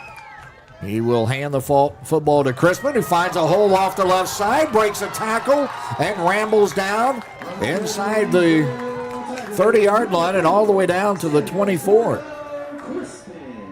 And you're right, Crispin, the sophomore, showing the ability to put down the throttle and found a hole on the left side. And again, positive yardage for the Tigers. Well, I think the Tigers have found them a weapon in the backfield. And a timeout to be called. 9:24 to play in the first half. Lebanon 28, Waynesville nothing. We're back after this on Jacket Nation Sports. Will he need his own savings, or can we add to what we already have? Have I saved enough for a down payment? Or do I need to wait? Wait a second, Mom. Look, I'm doing pretty well money-wise. Isn't it time that you let me take care of you? Life is unpredictable, but you don't have to face your questions alone. For 160 years, we've been helping people find the answers that matter. Commerce Bank. Challenge accepted. Step inside a better way to live. Midmo Home Center in Richland offers high-quality manufactured homes with top-tier finishes and smart layouts. Stop by Utica Drive or call 573-232-7050. Midmo Home Center, built for the way you live. Waynesville down 28-0, but they've got something going here. They've got the ball at the Lebanon 24-yard line. Under center as well this time. He flips the ball to Crispin, who got buried as he received the football as he got hit by Quentin Hendricks. Now, Hendricks missed a tackle earlier, but not there as he turned on the radar and made the stop for lost yardage back to the 30. Telling Mr. Crispin we've had enough. Just a great read as he exploded off that defensive end position. Second down and 16. Moves the ball back to the 30. Wells again puts a man in motion. Lone Cadence takes the snaps, going to throw to the flats, had it batted away. His intended receiver off the right side was Green, or off the left side rather, and that pass was almost picked off.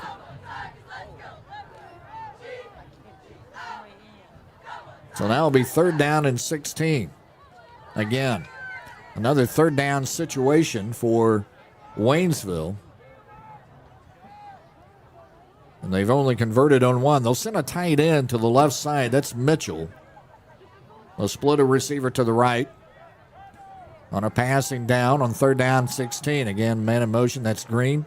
Hendricks to throw. It's going to head for Crispin, and a diving interception as it's picked off by Jackson Snyder. Jackson Snyder, the inside linebacker, able to knife in front and pick that off before it hit the ground, and the Jackets with their second turnover. Yeah, they may be saying that Jackson didn't hold on to it. They say it's incomplete. I thought he got the ball. We've got the advantage of instant replay, but it did hit the ground. Had it for a moment, but he couldn't corral it in as he hit the ground. So nice work by the camera people. And the officials. And the officials. We'll give them credit for that. So now 4th down. It's going to be 4-down territory for the Tigers. Everybody checks the wristband for a play.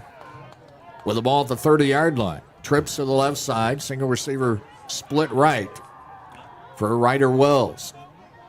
He will drop back, cock his arms. Going to go deep, throwing deep and incomplete. And Lebanon gets the ball on downs. Double coverage deep, and his intended receiver is Green, but that pass never got to him.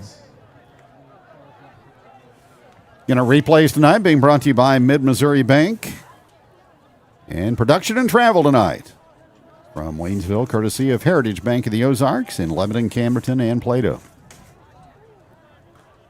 So the Jackets, who have scored on every possession, will get the ball at their own 30-yard line, 1st down and 10. 8:18 to play in this first half.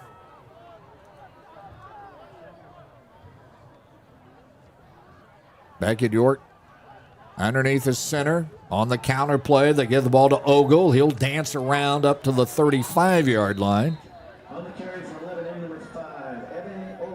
Crispin made the tackle, so he's out there on defense also, but for Ogle, good solid pickup of 5 on 1st down. Ogle averaging 9 yards a carry. He's got 2 rushes tonight for 26, so when he carries the football, something happens pretty good usually. 2nd down and 5 at the 35. Again out of the flex bone. Hill's in motion now. Here's the snap, play action. They're going to throw to Hill on a wheel route out of the flex bone and overthrown and incomplete. York got back. Hill had a step, but I think Beckett rushed the pass just a little bit. And that's got to be a quick hit on that wheel route, but maybe a little bit too much and just incomplete. It's 3rd down and 5. So Lebanon facing 3rd and 5. Jackets have thrown the football in this first half. 7 times. Here's Christian. Got hit immediately as he got the ball, and Lebanon's going to face a 4th down.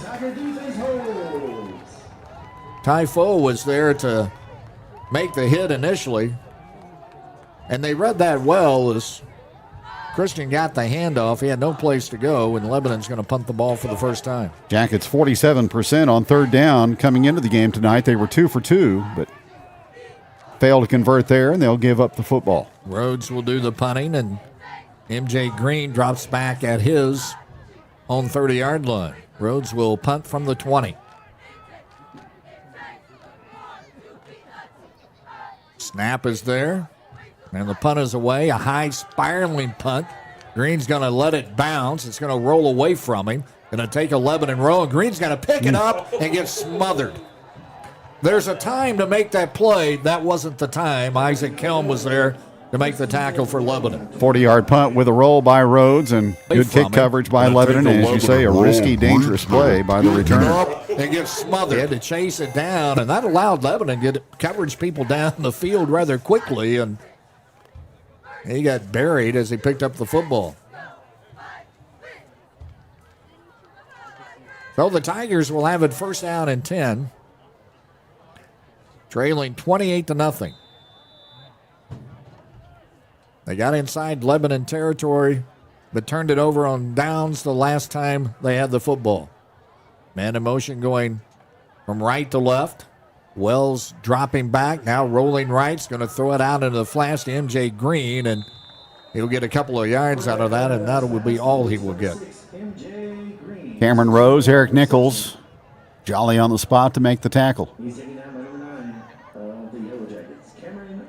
Cameron Rose, 5'9", 180, and a senior. He no doubt will be an all-COC selection when the coaches meet to pick that team. He has had just a terrific season. And put the cherry on the cake tonight with an interception return, 40 yards for a touchdown. On 2nd down and 9 with twins to the left side, a man in motion. Set up as a tight end. They'll hand the football off and running to the right side and across the 30 down to the 33-yard line. With the football, is Tyshawn Bird. Brody Barker on the tackle for the Yellowjackets. And the Tigers will look at 3rd down and 3.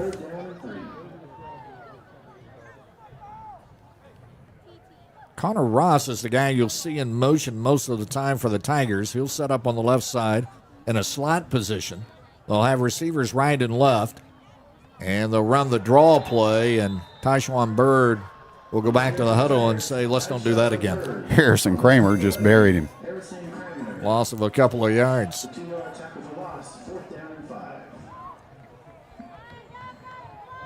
See the replay there where he had no place to go. The Mid-Missouri Bank replay. So 3 and out for the Lebanon defense. Tigers will punt again. Ogle drops back deep for Lebanon. The snap is low. The punt gets away. It's a high punt. Ogle will take it at the 40. He will struggle up to the 45-yard line, and Lebanon takes it over 1st down and 10 from there. Down on the coverage was Typho to make the tackle. So good field position for the Yellowjackets. 2 timeouts remaining for Lebanon. 4:23 to go in the first half. Lebanon up 28-0. Only 1 possession that they've not scored on in this first half. Shoemaker will split to the right. He's had a big catch in this ball game, a touchdown reception. Receiver split left. Hill in motion. And this is Christian up the middle across midfield to the 45-40. Still on his feet as he powers his way down to the 30-yard line. He just won't be stopped. Showing elusive running ability, jump cutting in the hole, swerving, dashing and slashing all the way to the Tiger 31-yard line. And this is for a gain of 24. Going through the hole and just taking on people and bouncing off tackles. He's just tough to bring down. He powers his way down. He's not very to big. The 30-yard line. 6'1", 165, but he's strong and he keeps the legs churning. Again, you can do a lot of things in this sport with determination and focus, and that's what Christian brings to this offense. He will run the ball again off the left side this time as he crosses the 30 and out to the 29-yard line. On the carry, Braden Christian. On the tackle, Devontae Martin. It's a gain of 3. And at 5'6", he can get low and kind of get lost in the crowd. Be hard to tackle. 2nd down and 7 after a pickup of 3 yards. Receivers split right and left. Here's York handing the ball to Christian. He's up the middle again for the 1st down as he comes across the 20-yard line, and a Jonesy Travel Center 1st down as he gets inside the red zone. Pretty good area to run behind. Jake Redmond and Eli Jackson on that right side. You know, watching the game last week on the television, that offensive line just dominated that game. There are some big folks up there with Redmond is 310 pounds at 6'6". You could run behind him all day long. The ball at the 18-yard line on 1st down. Here's the snap. And Christian off tackle left side, makes a move, breaks it outside as he comes to the numbers on the near side, and he's tripped up at about the 6-yard line. And a quick cut there. As he got inside, saw nothing there, and was able to cut to the outside, cross the 10-yard line. And the Jackets have it 1st down and goal now at the 8-yard line. MJ Green saved a touchdown.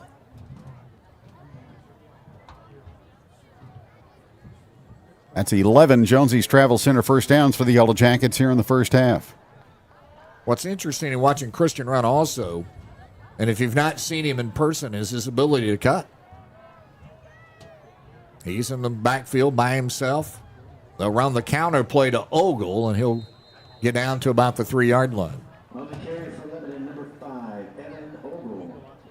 It'll be 2nd and goal about the 3 for Lebanon. Trying to add to their 28-0 lead. Jackson and Mays combining for the stop for the Tigers. 1:20 to play in this first half, and timeout is going to be called. As the timeout is called, we'll take a timeout with Lebanon leading Waynesville 28-0. Back after this on Jacket Nation Sports. Dad needed me. I had to take care of him. He didn't have anybody else. Then came Phoenix Home Care Private Duty Care. I can serve my lifelong hero again with joy. I can be his daughter. Phoenix Private Duty Care is the way. Just love. I choose Phoenix. Losing a loved one is painful, but at Shadle's Colonial Chapel, we make the hard times a little easier to bear. With affordable funeral and cremation services, we offer 2 spacious chapels, a full-service banquet area for families to gather, plus the latest technology for honoring your loved one. Our website has everything you need, from pre-arrangements to flowers, even a place to reminisce. Let us help you remember your loved one. Shadle's Colonial Funeral Chapel, the area's most often selected funeral service. Get ready, Lebanon. Smokin' Jones Barbecue is serving up first down worthy flavor. Slow smoked brisket, ribs, pulled pork, and turkey right here. Lebanon 2nd down and goal at the 4-yard line.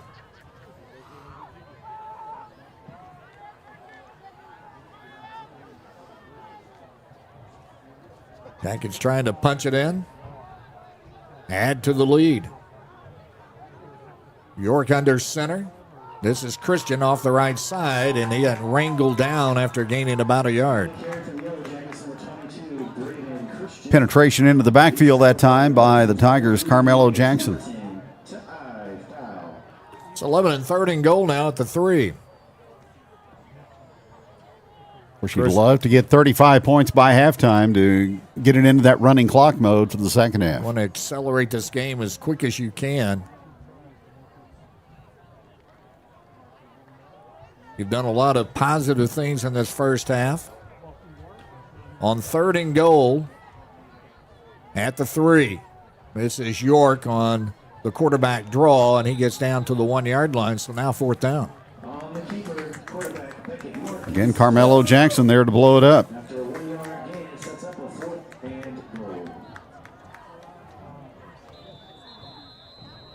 And another timeout to be called. So Lebanon's going to talk this over. And with a score 28-0, Jackets leading but knocking on the door to add more. Let's take timeout on Jacket Nation Sports. Get ready, Lebanon. Smokin' Jones Barbecue is serving up first down worthy flavor. Slow smoked brisket, ribs, pulled pork, and turkey right here at historic Rinks Market. One of 3 Smokin' Jones locations bringing you the win to your table. Fuel your game day. Smokin' Jones Barbecue. Taste the victory. How to make friends, how to fit in, how to be cool. Capital City down 14-3, Kevin, after a pick 6. To Belleville East. So things going Lebanon's way so far tonight as they try to put another TD on the board before halftime here in Waynesville. Jackets break up the conference on the sideline after the timeout on 4th down and goal from the 2-yard line. So many weapons here, but Christian has been the workhorse in this first half. York will send the man in motion. Take the snap. They'll pitch the ball, and it's going to get blown dead. And timeout was called before Lebanon got the playoff. So somebody on the Lebanon sideline didn't see what they wanted to out of the defense, and they called the timeout as the play started to develop. So 16 seconds remaining before we go to halftime, and the Jackets looking at 4th and goal at the 2-yard line. Jacket Nation Sports, again, 23 strong tonight in memory of Nick Bradshaw. You know, Dave, Waynesville has had one winning season since Rick Vernon retired as the head coach after the 2013 season. They've gone 28-92 since. I mean, it wasn't that long. I guess it was. It was 18 years. They won a state championship in 2007. Yeah. They've put 2 players in the NFL in this program. Tiger football has fallen on hard times. They haven't beaten Lebanon since 2013. York sends a man in motion. Play action. He's going to throw the ball into the end zone. Touchdown with Brody Shoemaker hauling it in on a nice reception in the back of the end zone. And that is his 4th TD reception of the season. And his second tonight. He high-pointed the ball in the back of the end zone and kept those feet 2013. on the black turf instead of out of York bounds. sends a man in motion. Play action. A little play action. Brody was able to sneak to the back of the end zone and then hold it in. He's 6'1", and he used all of his height. Man in motion. The hold that one in. He's going to throw the ball to the end zone. Point coming up. Touchdown. The hold is down. The kick is up. And line drive right through the uprights. He's been perfect tonight. And with 12 seconds remaining before halftime, Lebanon's up 35-0. Let's take time out on Jacket Nation Sports. Stuck on the road? CNS Towing has your back 24/7. Lebanon's trusted family-owned towing and recovery pros celebrating 25 years in service. Phone 417-532-3871. CNS Towing. Fast, local, and dependable. Level up your fandom at Massey's Comics. From comics and graphic novels to action figures, games, and collectibles, we've got the gear every hero needs. Celebrating 7 years of bringing joy to our community and now located in the heart of downtown Lebanon. Massey's Comics, where every visit is a thrilling adventure.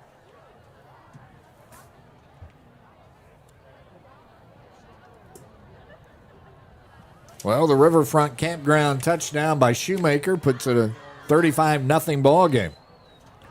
Well, Lebanon wanted to take care of business. They've done that in the first half. 8-play, 55-yard drive in just over 4 minutes.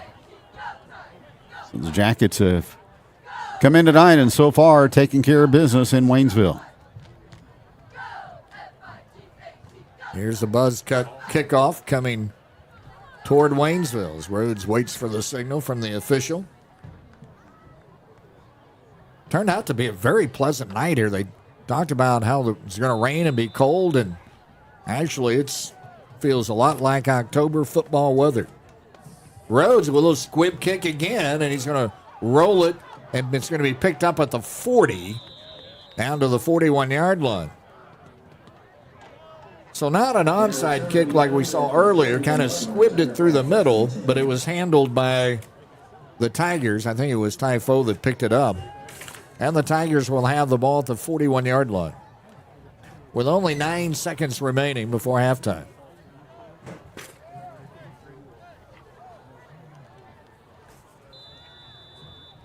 Mitchell, the slot, lines up left. They'll send a receiver wide left for Wells.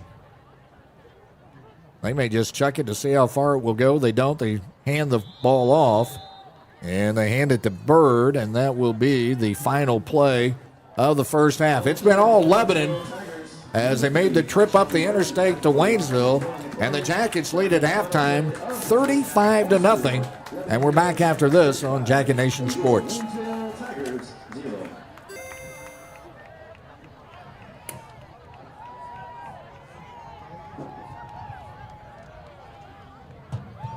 Some roofs just speak for themselves. D&K Roofing, family-owned and Lebanon proud, brings quality craftsmanship to every shingle, backed by trusted warranties and top-tier materials from Owens Corning. Whether it's a new roof, a tear-off, or a full inspection, they show up, stand behind their work, and keep homes protected. Fully licensed, fully insured, and a proud supporter of Jacket Nation Sports. Phone 417-718-5450 or visit online to schedule your free estimate today. D&K Roofing, where quality hits home.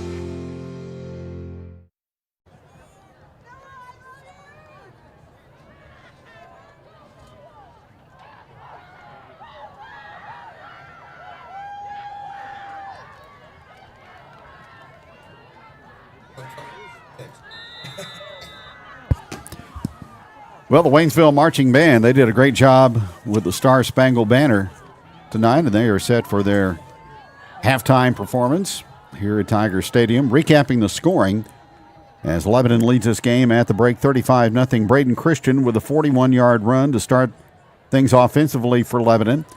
Brett Rhodes added the PAT to make it 7-0. Then Beckett York hooked up with Brody Shoemaker on a 26-yard pass to the right corner of the end zone, and Lebanon led 14-0 with 5:37 remaining in the first quarter. Then Cameron Rose picked off a pass and returned it 40 yards to the end zone, a pick six for the Lebanon defense, 21-0 Jackets with 4:39 to go in quarter number one. Then a pair of TDs for Lebanon in the second. Christian, a 6-yard run to cap a 44-yard drive in 8 plays, and then a late TD for the Yellowjackets with 12 seconds to go in quarter number two as Beckett York to Brody Shoemaker in the back of the end zone capped a 55-yard drive in 8 plays. And the Jackets lead at the halftime by a score of 35-0 over the Waynesville Tigers here on week number 9 of high school football. Well, Lebanon's done exactly what Lebanon wanted to do. I think these games sometimes can be dangerous in that you get, you kind of get complacent or out of focus on what you need to do, but the Jackets have come out and really done what they needed to do tonight. And, again, I think the one thing that you got to remember is that this is that time of season where you want to start putting all those little things that you've struggled with, even though you've played pretty good football all season long, there's things that you want to shore up as you head out to the district, and Lebanon off to a good start to do that. 35-0 LHS at halftime, and we will have more from Tiger Stadium coming up shortly here on Jacket Nation Sports.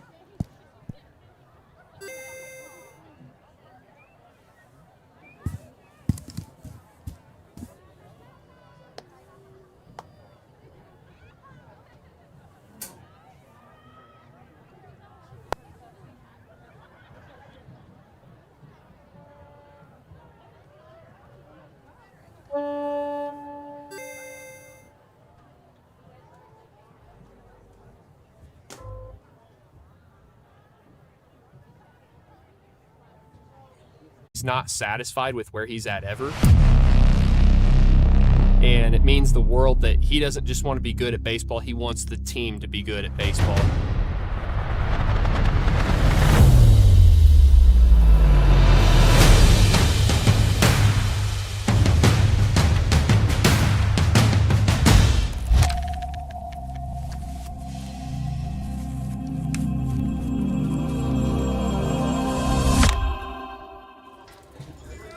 It is Thursday afternoon baseball in the Central Ozark Conference from Holy Scott Field.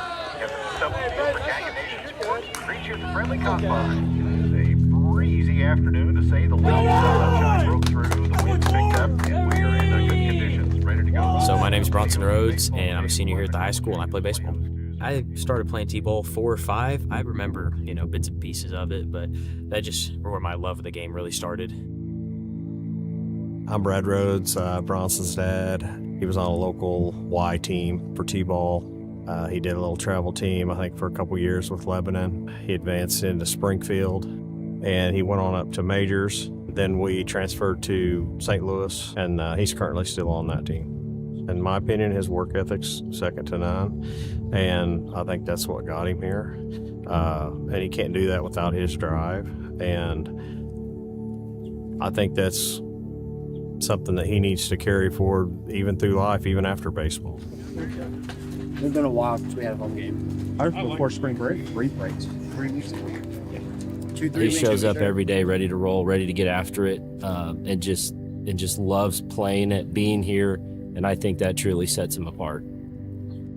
However many text messages he sent me over the last year of him hitting at night in the cages after an off-season practice or a normal practice game, whatever it is, just trying to figure out more things, and that means the world to a coach, to know that it's not just when we're here we're doing stuff, but he wants to get better all the time.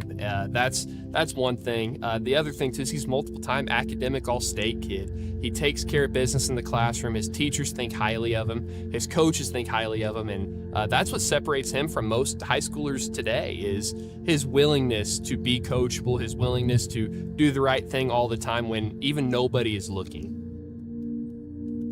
I think he is a good example of a type of player you would want to represent your program. Kid that loves the game, loves to show up, wants to work hard. I mean, there's not a whole lot more I think you could ask for. So I think in terms of Bronson as a person, I would describe him as a guy that you would want as the face of your program. Great play. Yeah, playing at Hammond's is something special. I know we went to Busch Stadium last year, and that was also an incredible experience. Growing up, going to watch the games there, and always thinking I want to play there one day, and finally getting to do it, it's just an unreal experience that most people will never get, and we're very lucky to get those experiences at basketball.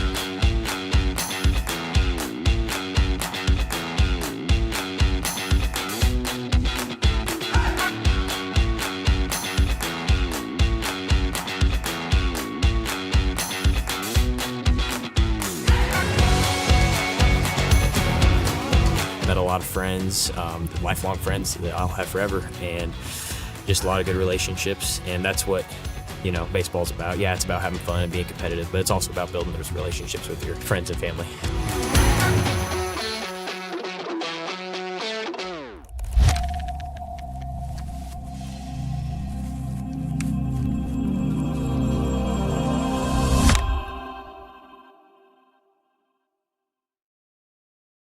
I may not get the time I want, I may not get the place I want, but don't give up, because you're going to reap harvest of good if you just keep going.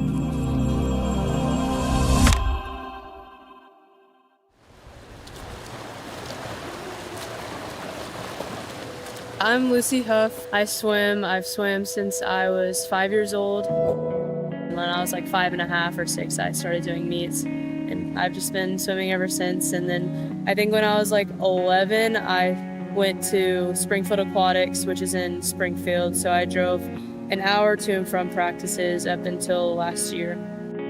I'm David Krev. I'm the limited swimming coach. I've been coaching the boys for 6 years. I've been coaching the girls for 2 years, which means I've had Lucy for 2 years. I'm a retired naval officer. I did 22 years in the Navy all over the world. Coached a lot of sailors on how to swim and pass the PRT, so I have a lot of experience coaching swimming. Lucy's one of the best I've had. She works hard, she tries hard. Lucy puts everything she can into every race and every workout. She is really a hard worker.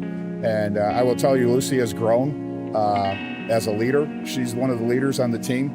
She used to tell everybody what we wanted to do, and she's learned to listen. And this is where we want to go. What do you guys think? She gets input from other people. I couldn't be prouder of how she has grown as a leader this year, and that's why she's team captain. You got to train hard. You got to get all your things right during practice, because when you go to a meet, if you're thinking about all of the little details, you're just gonna focus on something and you're gonna screw up your race. You gotta just go. You gotta trust your muscle memory. But it's very much a mental sport, because what you put in is what you're getting out. You can't blame it on anyone else but you. It's hard. I mean, it's not like running or basketball or football whenever you have people cheering for you or your coach on the sideline being able to correct you or give you tips or anything. You just gotta self-motivate. She's a good teammate. She looks out for her other teammates. She leads them. She gets them to do stuff they need to do, gets them where they're going, keeps them informed on what's going on. She gets in the water and goes, and she goes and goes and goes. Today she was, Coach, I'm feeling, literally, Coach, I think I'm going to throw up. And my comment was, don't do it in the pool. And she kept going. She didn't stop. She didn't use that as an excuse to stop. And again, she's awesome.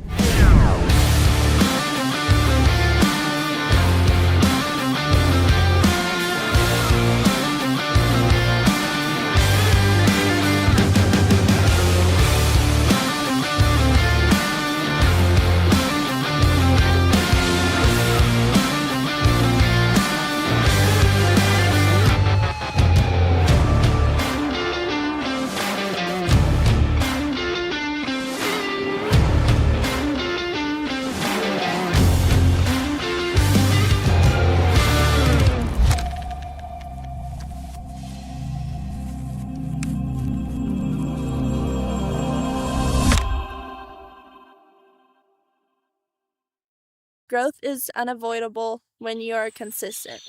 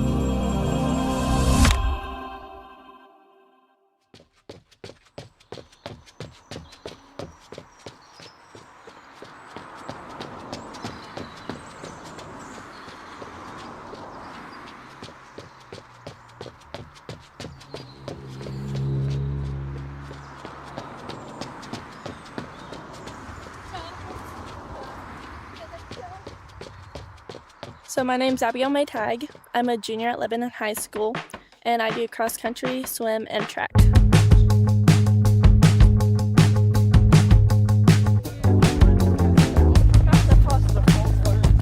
I'm Coach Josh Smith. I coach high school cross country and then distance and track.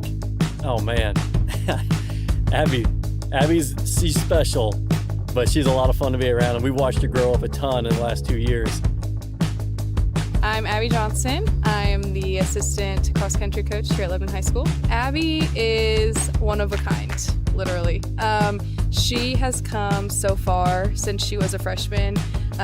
We could not control her. She was a spaz. She was all over the place, but she worked hard. And I think that is what is most special about her, is that she's a hard worker. She shows up and she says, what are we doing today? How hard am I gonna work? And what can I do to be better? Honestly, she quite literally goes the extra mile. At practice, if we're going 7 miles, she's asking, can I go 8?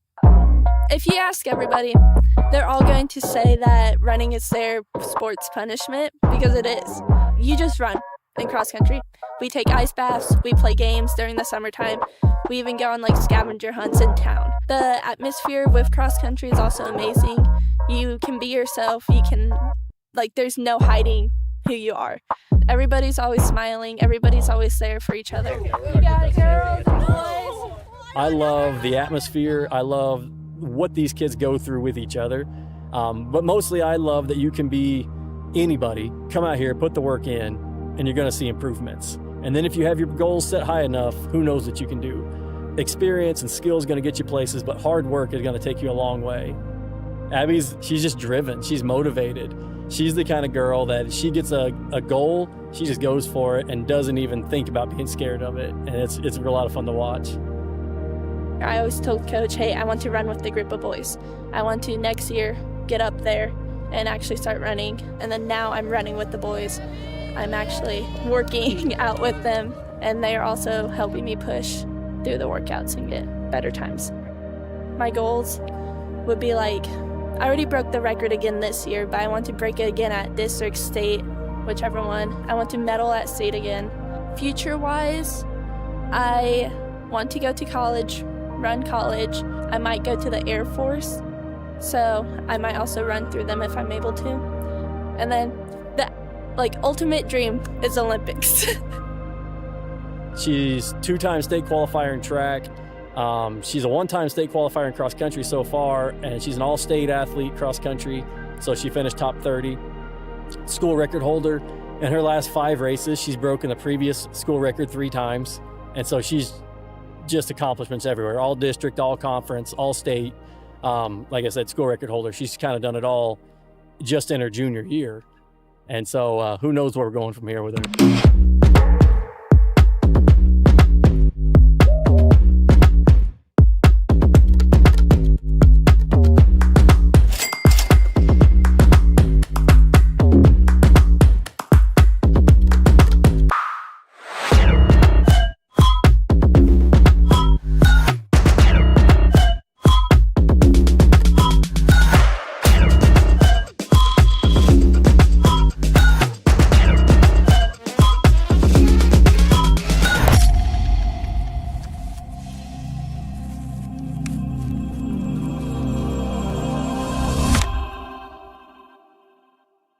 When your work demands more than ordinary, step up to commercial quality power. At Phones Outdoor Power, we bring you mowers built for professionals, machines with rugged durability, advanced features, and performance that doesn't quit. And we don't just sell them, we stand behind them with expert service to keep your equipment running at its best. Plus, with flexible financing options, your next mower is closer than you think. From the first cut to the last pass, this isn't your weekend mower. This is the real deal. Visit Phones Outdoor Power today. Whenever I was here, this was all metal fence. The heart of LHS was family. The best tradition that I can think of with marching band was the marching competitions. Oh yeah, I remember these green shirts. I was most involved with FFA. I also played basketball. I did unbelievably win an award for a poem I wrote. I'm Ryan Southard. I'm Amber Foote. I'm Kayla Burns. I'm Kim Light. I'm the CEO of Heritage Bank of the Ozarks, and I am proud to be a Yellowjacket neighbor. At Independent Stave Company, our mission is for our employees and our community to flourish. That means supporting Lebanon's people, businesses, and schools today and always. We're proud to call Lebanon home, and we're here to support our hometown every play, every game, and every season. Missouri Cooperage, where community and teamwork always win. Go Yellowjackets! Here at Results Advertising, we provide promotional products and apparel for your companies, schools, special events, and even our online fundraising stores. Show your jacket pride by outfitting your employees while still promoting your company. Results Advertising is proud to support all the local teams and schools. We strive for the same excellence as they show in their endeavors. So let us help you cheer on and show your jacket pride. Go Jackets!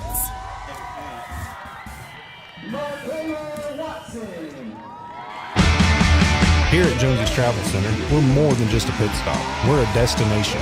Fuel up your car and your appetite with our exclusive offers. Teachers and students, show your student or faculty ID and enjoy a 5-cent discount on gas every day. Hungry? Don't miss out on our mouth-watering daily specials at the restaurant. Need a space to meet? Our meeting room has got you covered. From fueling your car to fueling your day, Jonesy's Travel Center has it all. Come experience it for yourself.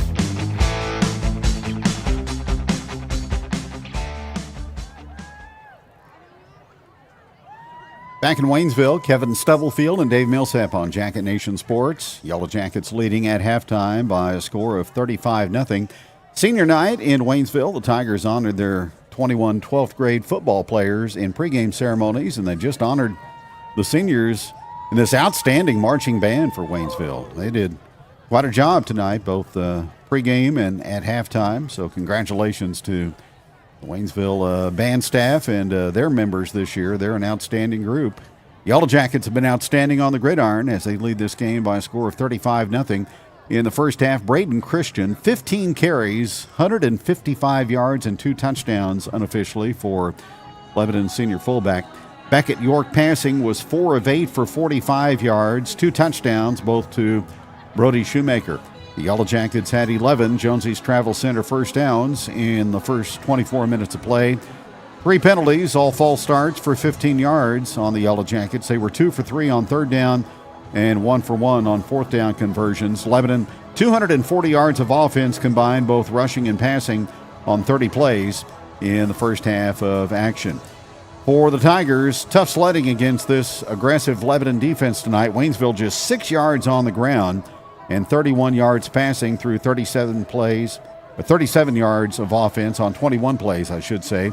Waynesville penalized 4 times for 20 yards, and the Tigers went 0 for 4 on third down, 0 for 1 on fourth, and their only turnover in the football game was that interception return by Cameron Rose for 40 yards and a Lebanon touchdown in the first half. So the Jackets lead this one by a count of 35-0 as we get set for the third quarter here at Tiger Stadium.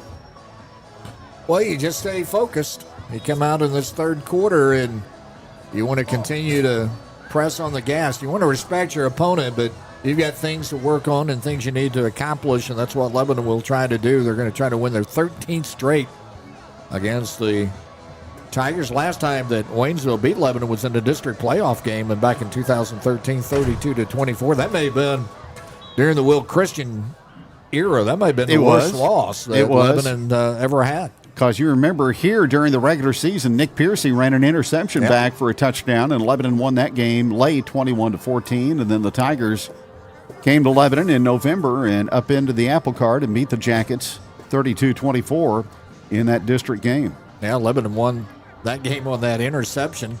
If I remember correctly, the Tigers were inside the 20-yard line late in the fourth quarter and decided to throw the football, and Piercy caught it and rambled down the field. COC action last night. It was Nixa 63, Glendale 21. Carthage over Neosho 56-14. So the COC champs have been decided. Carthage wins the West. Nixa wins the East. Republic defeated Willard 59-7 last night.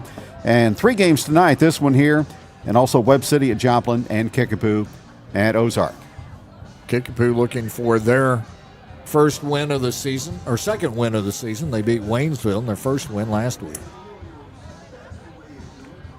Hillcrest still has not picked up a win of the Springfield schools. They fell to Branson last night.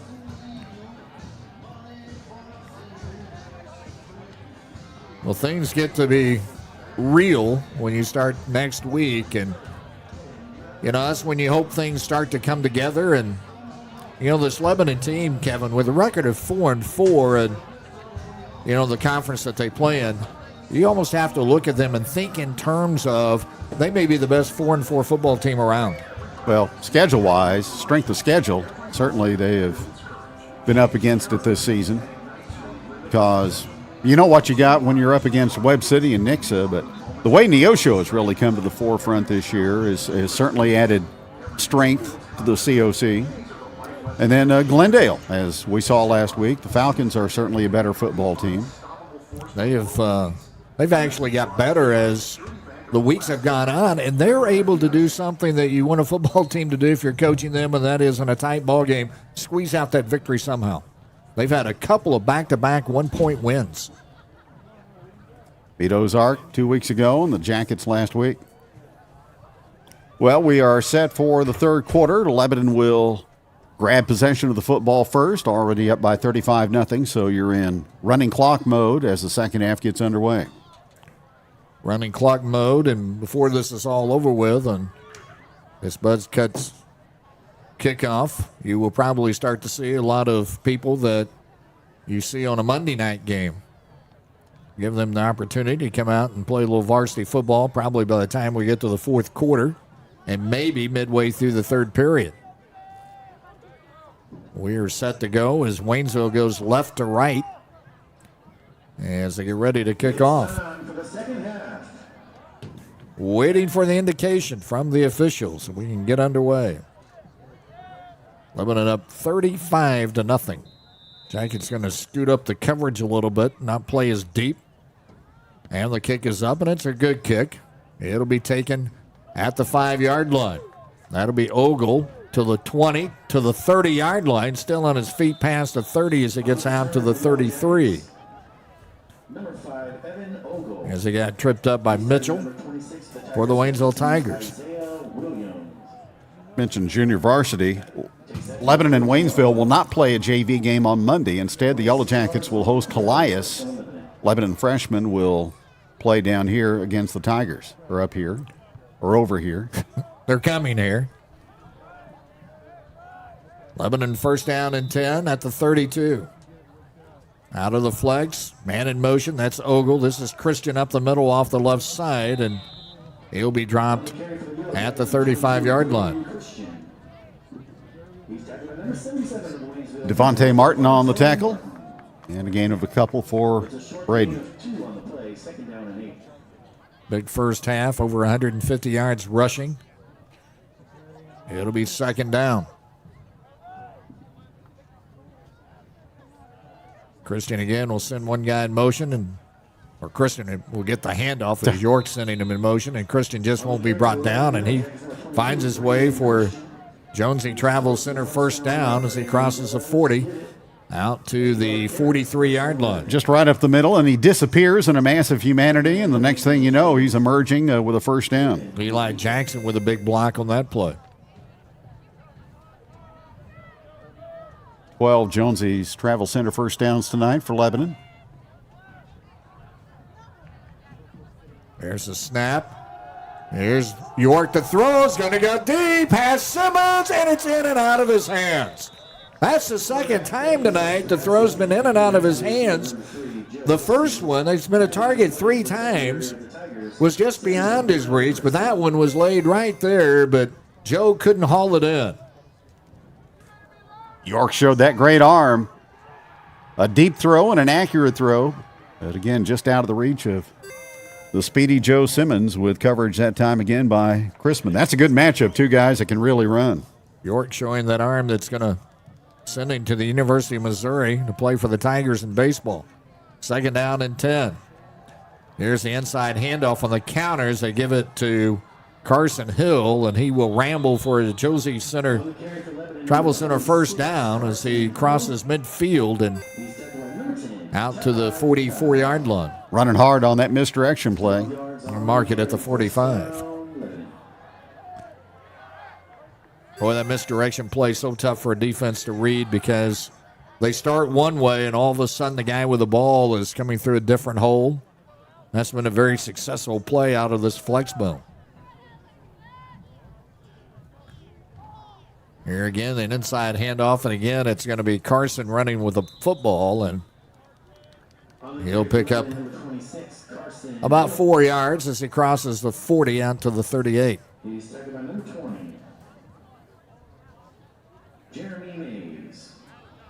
You know, you look at the flex bone, and a lot of times you think it's a very simplistic offense. It's anything but that. There's a lot of moving parts to this offense.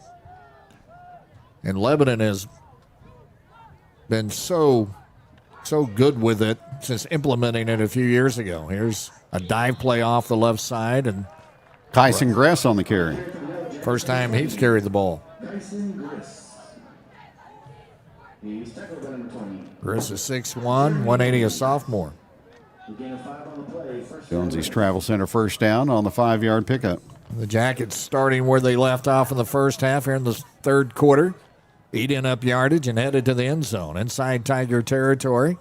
First down and 10 with the ball at the 31-yard line now. Receivers split off the right side.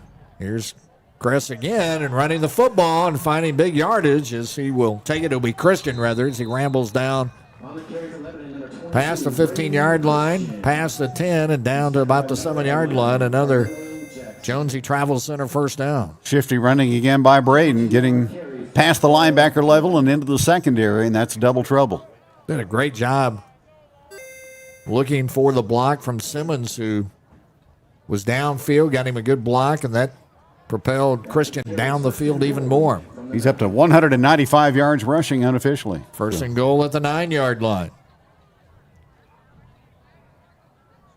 This will be Christian again, right through the middle. This time they were gather around him and stop him after a gain of a couple of yards.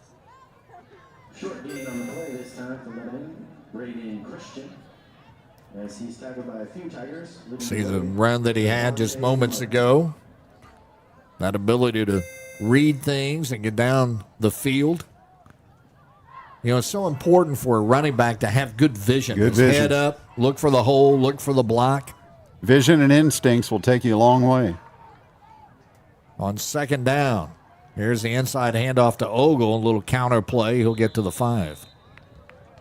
On the carry for Lebanon. Up to make the tackle is Typho. He's 5'10". And a sophomore. A lot of underclassmen on this football team for Waynesville. It'll be third down. 3-yard carry.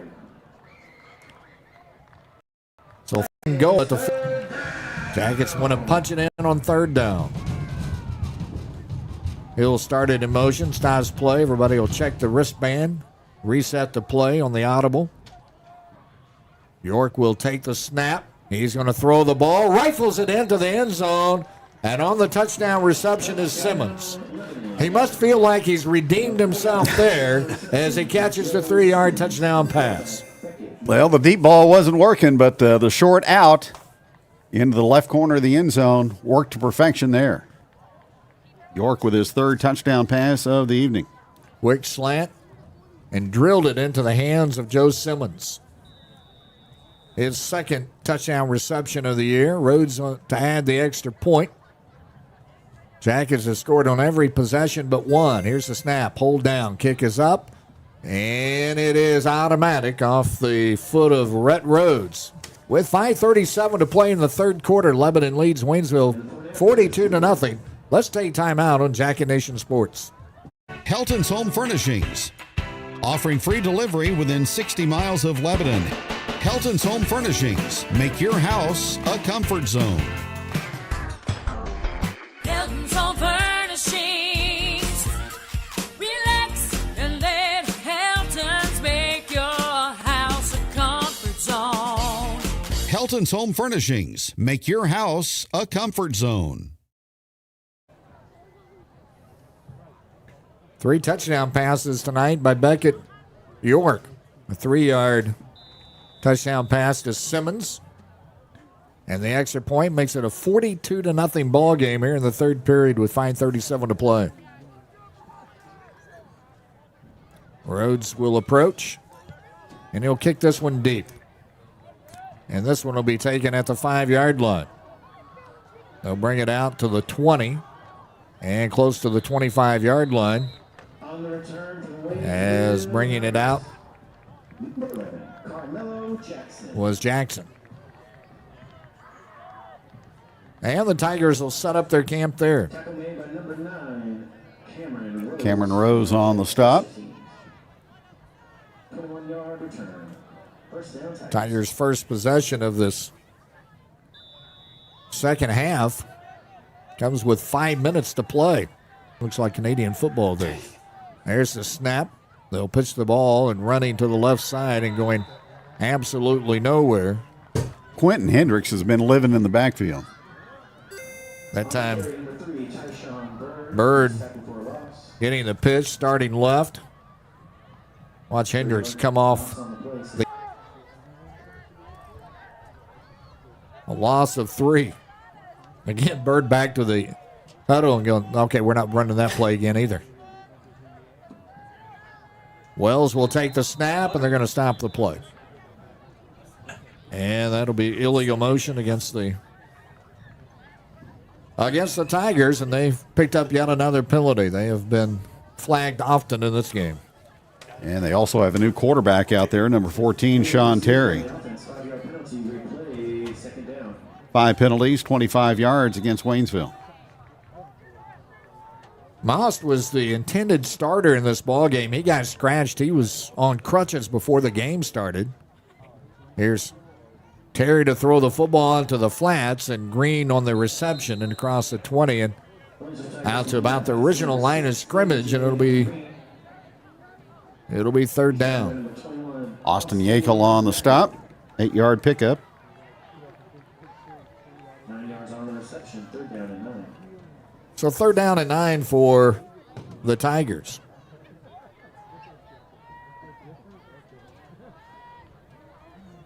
They will send Green split to the left side, often used in this football game. They've tried to get their offense to center around him.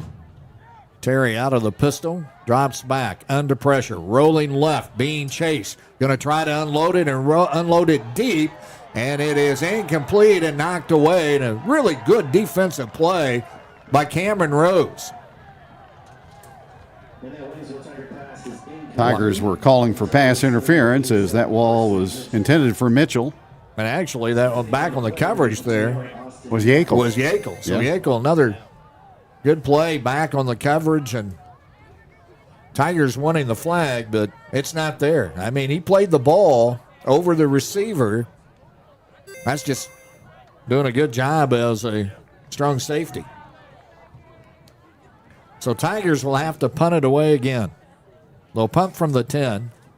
Ogle back of the 45. He will chase it down, watch it bounce. It's going to bounce at the 50, and it's going to stop right there. It checked up like a good golf shot right at the 50-yard line.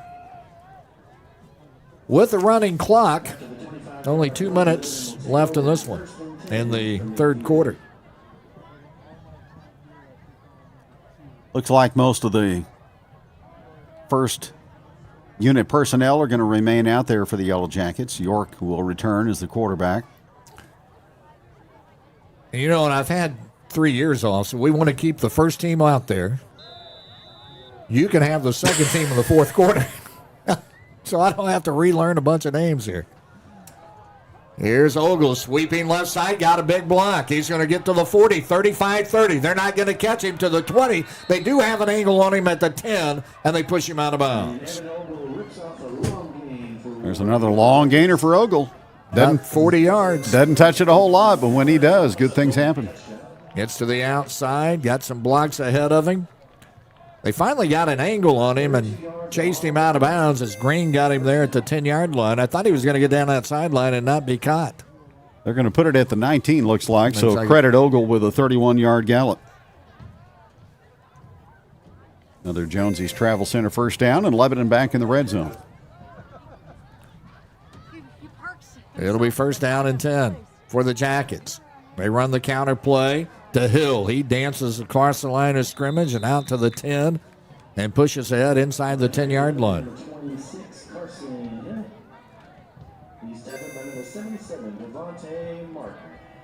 Here's that run by Ogle. I don't know where he stepped out of bounds. They brought it back. And if you look at that, I can't see where he stepped out of bounds. The Jackets will head to the sideline. That'll wrap up the third period of play. We'll go to the fourth and final period with Lebanon leading Waynesville by the score of 42-0. Back after this on Jacket Nation Sports.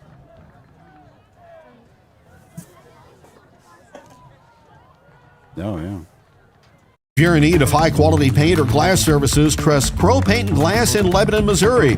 Since 1946, we've been your go-to for Pittsburgh paints, custom framing, auto glass, and more. Visit at 390 West Elm in Lebanon for all your home beautification needs. Open Monday through Friday from 7 a.m. to 5:30 p.m. Call 417-532-3551 for a free quote. Crow Paint and Glass, quality and hometown services you can count on. Go Yellow Jackets!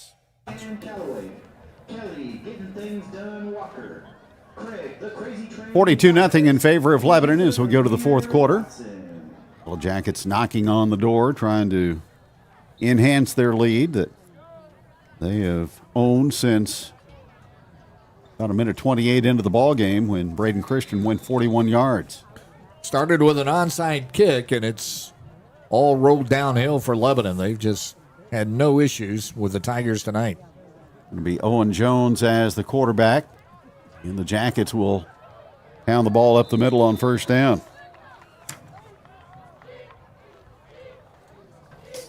On the carry for Lebanon. Malachi Simmons, good to see him back. Big Malachi had to leave the Joplin game with a concussion. He pounds it down to about the 2. He's 5'10", 200 pounds. Good size for a fullback. Jones off to Simmons, and he will struggle his way across the goal line and into the end zone for a Riverfront Campground touchdown. So Malachi Simmons gets his name in the books with a touchdown run. 48-0 Lebanon. And Christian will come on to hold for Rhodes.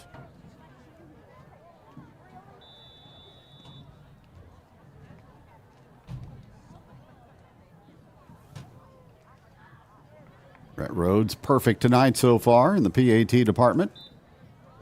And that trend will continue with 11:15 to go in the ball game. It's the Jackets 49, the Tigers nothing. Back with the Buzzcuts kickoff next on Jacket Nation Sports. Lebanon, front porches still matter, neighbors still know your name, and faith, family, and freedom never go out of style. In 2026, as America turns 250, the City of Lebanon invites you to celebrate all year long. Starting right here in the hometown we're proud to call ours. Stay tuned, there's more to come. Right here in Lebanon, S&S Recycling pays cash for metal and runs a full you-pull-it salvage yard. Bring your scrap or pull your own parts. 2 ways to save. 1 local yard. S&S Recycling and You-Pull-It Auto Parts. Lebanon's one-stop scrap shop.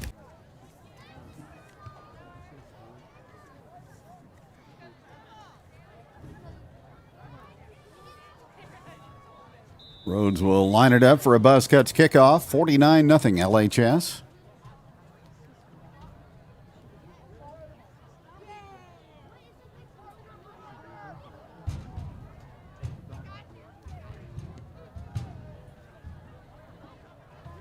It goes deep, and from the 10-yard line, a Tiger return. Across the 30-yard line. Good run back that time by Waynesville's Carmelo Jackson.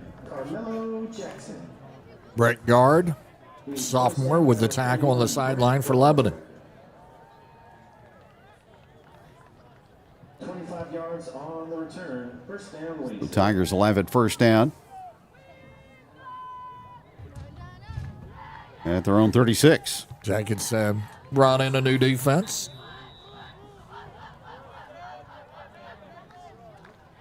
Robbie Garrett moves to the defensive tackle nose guard or defensive nose guard spot. He's 300 pounds. 3-man front, ball comes loose. Terry picks it back up, and he's going to get swallowed back at the 31. First guy there was Brady Jackson, 6'2", 175, and a junior. Tight end. Chance for a lot of these gentlemen that play on Monday night to shine under the lights on Friday. 4-yard loss. It'll be 2nd and 14.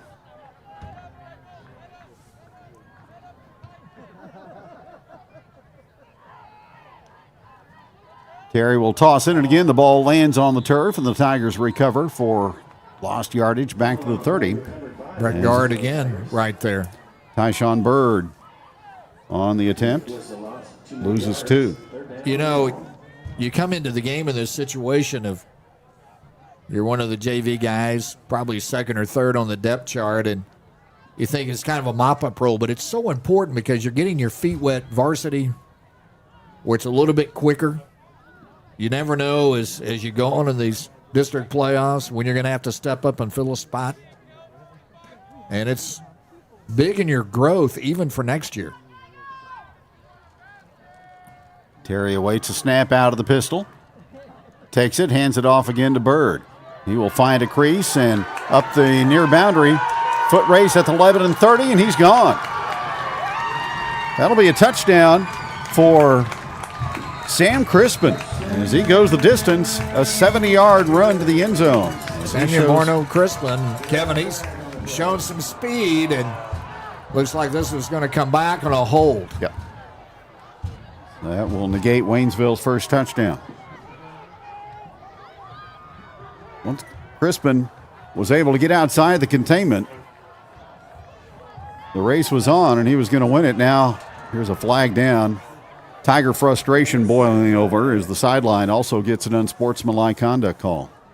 Well, Dalton Hill had something positive happen, and then somebody gets called with a hold after a good run by Crispin, and you can kind of understand. That'll be 25 yards worth of penalties against Waynesville. If you're Dalton Hill, first year is always the toughest for a new coach. Especially taking over a program that's suffering. And you got to dig in. Number one, you've got to recruit. You got to recruit the hallways. You've got to retain the players that you have in the program right now. Then you just got to dig the footings, pour the foundation. Got to get them in the weight room. Emphasize the weight room. Absolutely. You got to, and this is what Will Christian has done. He's been able to get everybody to buy into the process. And that's what Dalton Hill's going to have to do. There are 2 penalties, both against the Tigers. He played at at a college with a great football tradition at Northwest Missouri State. At a championship pedigree school, for sure. You know, he went to Palmyra, and they've struggled over the last couple of years, but that used to be a really good football program as well. And he was an all-state player at Mark Twain. He's still arguing, and here's another flag. May get a delay of game here. May have. So on the sideline, judge threw another flag as Dalton Hill is arguing with the referee.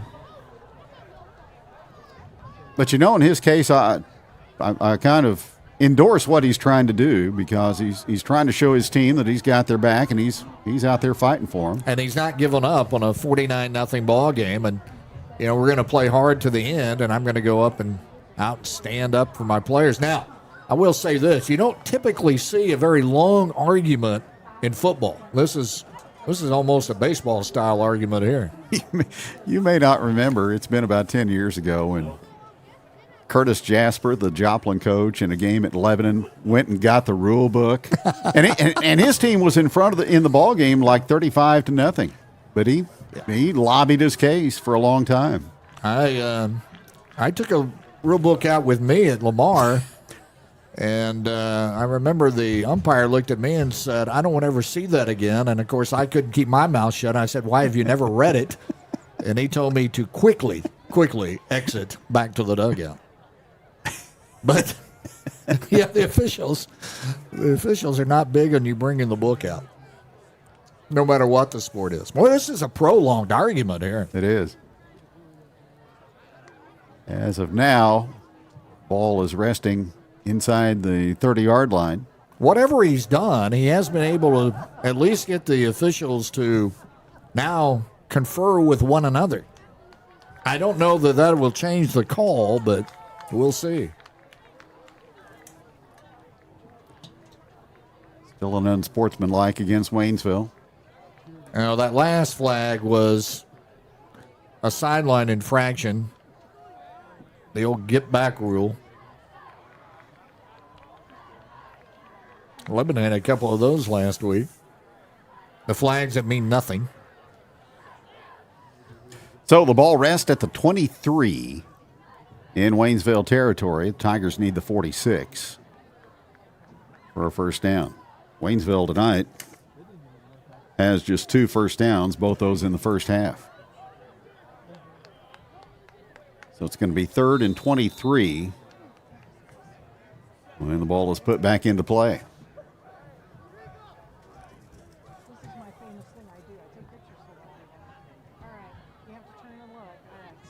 Terry looks at the wristband. Ball on the left hash. Flag goes down again. Side judge is going to go over and talk to the referee. Going to look at him and go, "You can go deliver the bad news."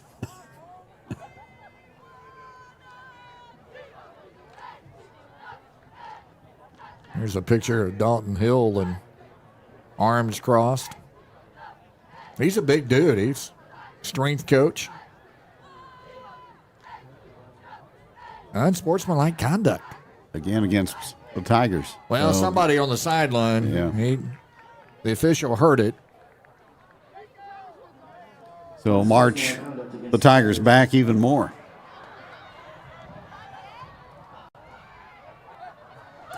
This will place the ball at the 11. Now Dalton Hill is wanting the referee to come over and talk to him again. I think the referee's trying to tell him we've had enough time together. And again, I'm like you, Kevin. I understand his frustration, but at some point you gotta let it go. Get on with the ball game. Yep. So now it's 3rd and 35 for Waynesville. They're going to have to get to the Stalin exit for a first down now.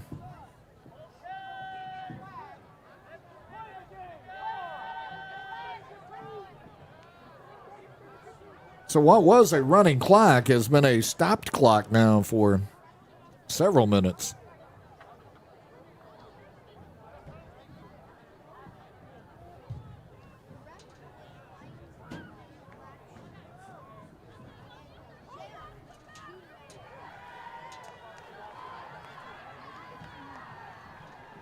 Spectators are ready to see some more football. They are. They're starting to. Enough of this Now debate trying stuff. to get Waynesville to get going. You know, at some point, the officials have to walk away as well. They just said, we've had enough. Yeah. And now the referee's coming back to Dalton Hill. And this is where. Yeah, you gotta take charge and administrate the game. You know, I umpired baseball, and this is where you just finally say, we talked enough, coach, and we're done. And I get it. You're not happy, and we're going to play. 49-0 Jackets with 5:39 remaining. Let's see if Ramsey's come up. Welcome to Route 66 Sales and Rentals, formerly Sing Rental, Lebanon's trusted name in equipment rentals, lawn equipment sales, and small engine repair for over a decade. Still locally owned and operated in the same great service, just a new name to honor our location on historic Route 66. Looking for a new mower, chainsaw, or trimmer? We're your local dealer for Bad Boy, Grasshopper, and Husqvarna. Plus, our small engine shop will keep your equipment running like new. Come see us at 471 East Elm Street, Route 66 Sales and Rentals, where your next project starts.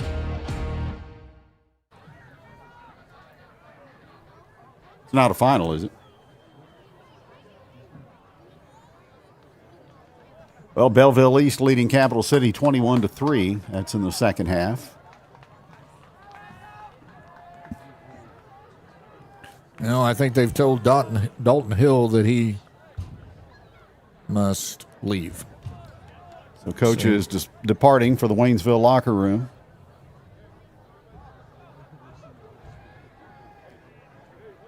Well, he got his money's worth. I'll give him that. At least he got his say. You know, and he wasn't too animated about it. Didn't go overboard, No. so that's good. But there's times when you just have to leave. So 4th down and 35 for Waynesville.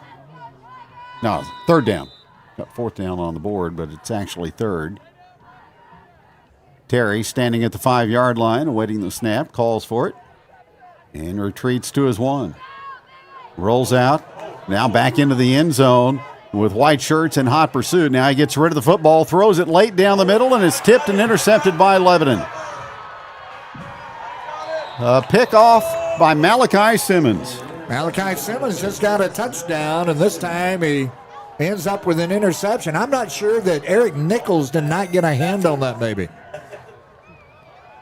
So Malachi with the pick. Lebanon 1st and goal to go at the Waynesville 8. Well, the old adage applies there from an old quarterback, right? You throw it late across the middle, bad things are going to happen Dance normally. around like that and put a lot of air on it in the middle of the field like that, it's going to get taken away. So 1st and goal for Lebanon. Simmons the fullback. Owen Jones will take the snap. And the Jackets will hand the football off on the counterplay to Aiden Montoya, 5'9", 160 and a junior. He'll get down to the 1-yard line. Well, they'll mark it back to the 2, I think.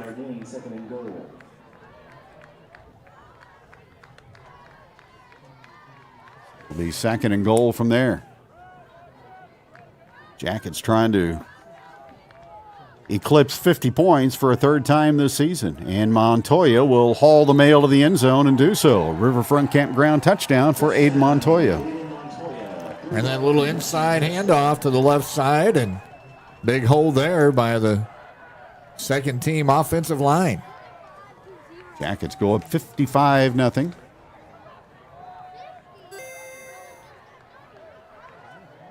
You'll see here the good blocking. Got the contact right at the goal line and plowed through that. Rhodes for another point after.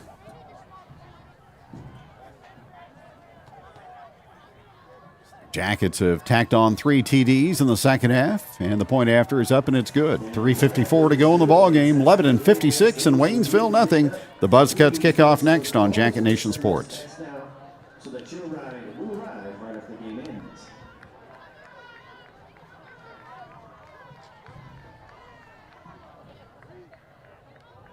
Discover family-style camping along the Niagara River at Hidden Valley Outfitters, just outside Lebanon. Choose from RV sites with full hookups or classic tent camping. Float trips, gem mining, playgrounds, fishing and trails, and even a chapel for special moments. Everything you need right here in the Ozarks. Book your stay today at hvoutfitters.com. Hidden Valley Outfitters. Camp, float, and reconnect.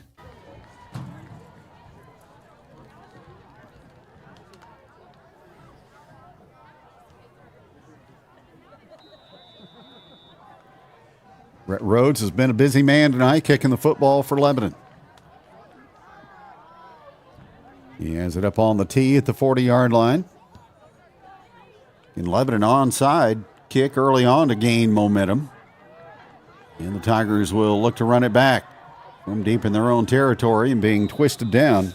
Jackson just found himself in jail and couldn't find an escape.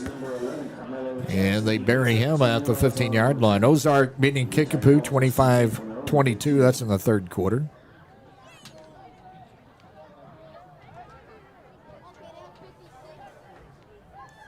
Parkview and Rolla in the third period. Parkview leading Rolla 12-9. Parkview's won a couple of games this season. Yep. Under head coach Cam Bruffett.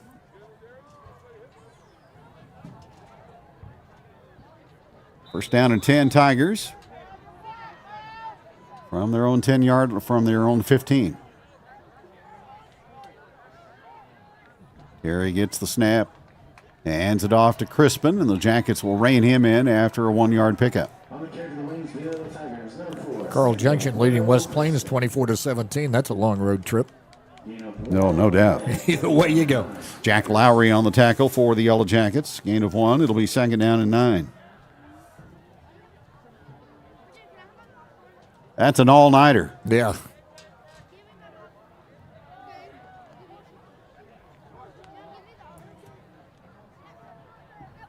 Second down and 9. Ball to the right hash. Crispin again. This time he's got a crease. He's outside the numbers to the 30, to the 40, to the 50. He's waving goodbye to the Lebanon defense, and Crispin is en route for a Waynesville touchdown.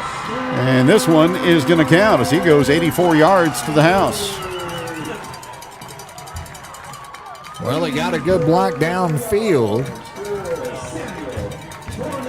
Might have been Anthony Davis that got the block at about right across the 50.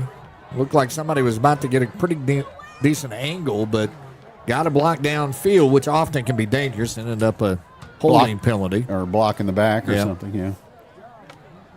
Crispin 84, though, to the end zone, and the Tigers are on the scoreboard for the first time.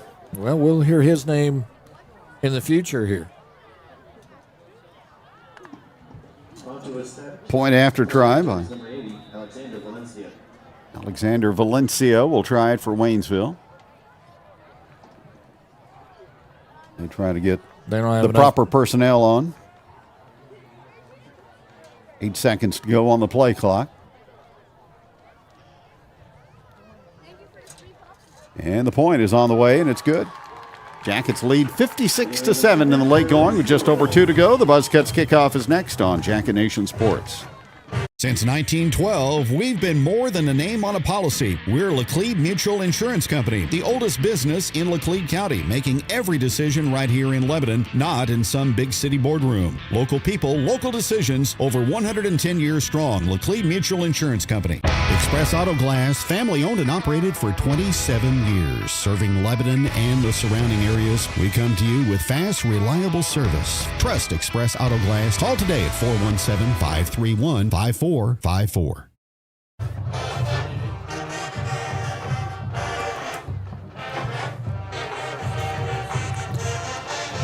the late going as we approach the 9 o'clock hour on a Friday night in Waynesville, Lebanon in front, 56-7. Bellevue East beating Capital City, now 21-3, and East is in the red zone about to tack on some more. Belleville East doing us a favor. Giving the Jackets a helping hand tonight. Things remain as they are. Jackets would earn that first round district bye. We'll see if Waynesville goes onside with the Buzzcuts kickoff here.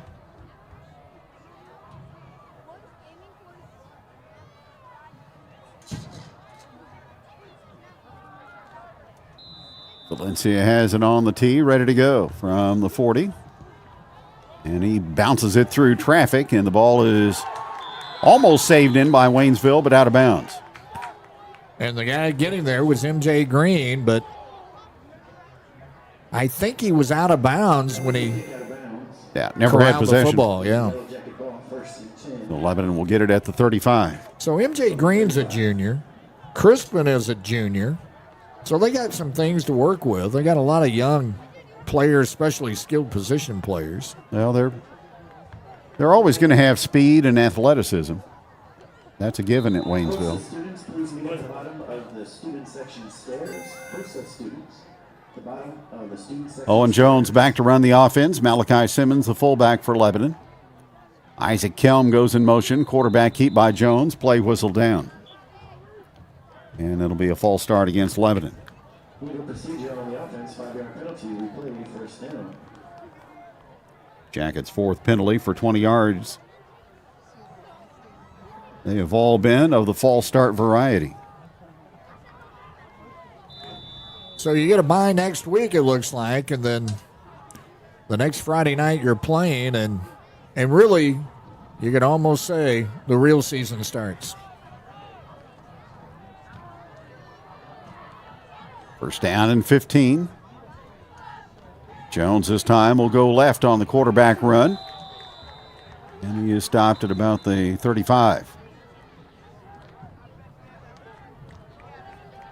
On the carry for Lebanon, number 17, Owen Jones.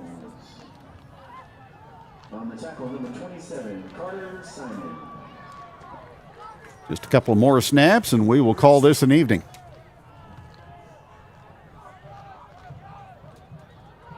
Second down and 11.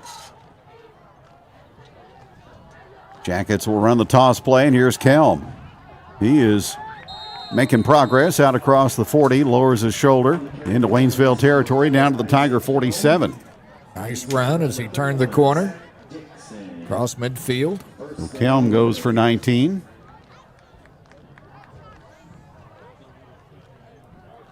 And that is going to bring an end to the proceedings tonight. Well, the Lebanon Yellowjackets made a business trip tonight to Pulaski County, and the result is a positive one. They rebound from last week's loss at Glendale in the regular season at 5-4. The final score, Lebanon 56 and Waynesville 7. We'll have the postgame show coming up next on Jacket Nation Sports. Need it for the office? Page Office Supply has it. From over 30,000 supplies to keep your team running, plus break room essentials, janitorial products, and free local delivery, we've got you covered. Located in downtown Lebanon, Pages carries top brands of furniture with free design, service, and installation. And when it comes to copiers and printers, we're your authorized Sharp and Lexmark dealer for sales, service, and supplies. Shop online at pageofficesupply.com. Check us out on Facebook or call 417-532-4012. Page Office Supply, where customer service makes the difference.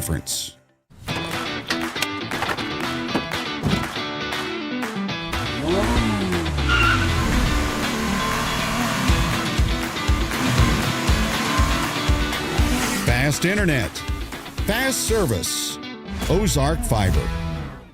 Keep your home comfortable with quality heating and air in Lebanon. Our experienced team provides top-notch HVAC services from routine maintenance to emergency repairs. We use only the best parts and equipment, ensuring your comfort all year round. Serving both residential and commercial clients, your satisfaction is our guarantee. Call 417-532-6239 or visit qualityheatnow.com. Quality Heating and Air, where comfort meets quality. Are you tired of overpaying for a good night's sleep? At Box Drop Mattress and Furniture in Lebanon, we believe comfort shouldn't break the bank. We cut out the middleman so you get name brand mattresses and furniture up to 70% off retail prices. From plush to firm, twin to king, we've got the right fit for every sleeper, plus couches, recliners, and more to make your whole home comfortable. Local people, local savings, and huge value. Box Drop Mattress and Furniture, 1118 Lynn Street in Lebanon, phone 417-718-0196. Wheels. Better sleep starts here. Hit the road with confidence. Dawson's Hot Wheels in Lebanon is your family-owned go-to for wheels, tires, suspension installs, alignments, oil changes, and general auto repair, and even fleet maintenance. Visit them at 1060 Springfield Road or call 417-991-2636. Dawson's Hot Wheels, an authorized Toyo dealer. We're back on the Jacket Nation postgame show with Lebanon assistant Austin Knight. Lebanon 56 and Waynesville 7, the final score. What was the mood and the vibe this week, getting back to work on Monday after what happened in Glendale? I mean, those games are always tough, you know. Coming off of a heartbreak like that, it's nice to get back on track tonight, and just kind of the mood all week was just 1 week at a time.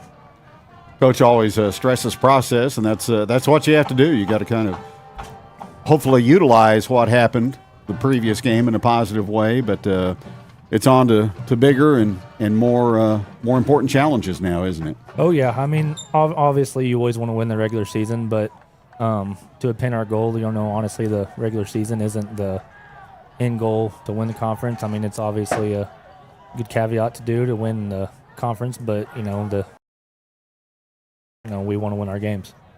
Game plan offensively tonight looked like just what it normally is, running the football well, and they did so. Oh, yeah. That's what we do. We like to run the ball, you know, not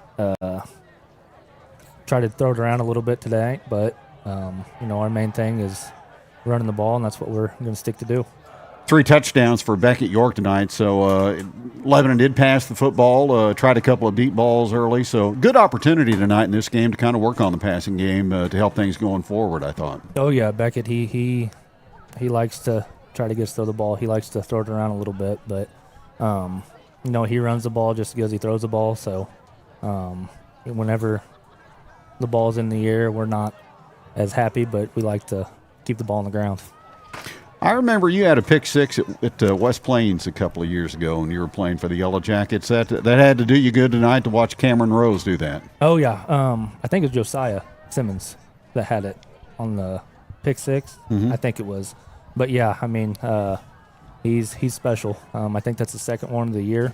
And, you know, he's electric, and we're glad he came back out tonight or this year. Well, on to district competition, so there's still a lot of meaningful football coming up. So just the important time of the season is coming up now, isn't it? Oh, yeah. You know, kind of waiting for the final of the Capital City game. Just kind of seeing what's going to happen there, and then, you know, roll from there and hopefully get a bye next week. But if not, just come out next week and kind of do the same thing we tried to do tonight. Very good. Coach, appreciate you stopping by. Congratulations. Thanks, sir.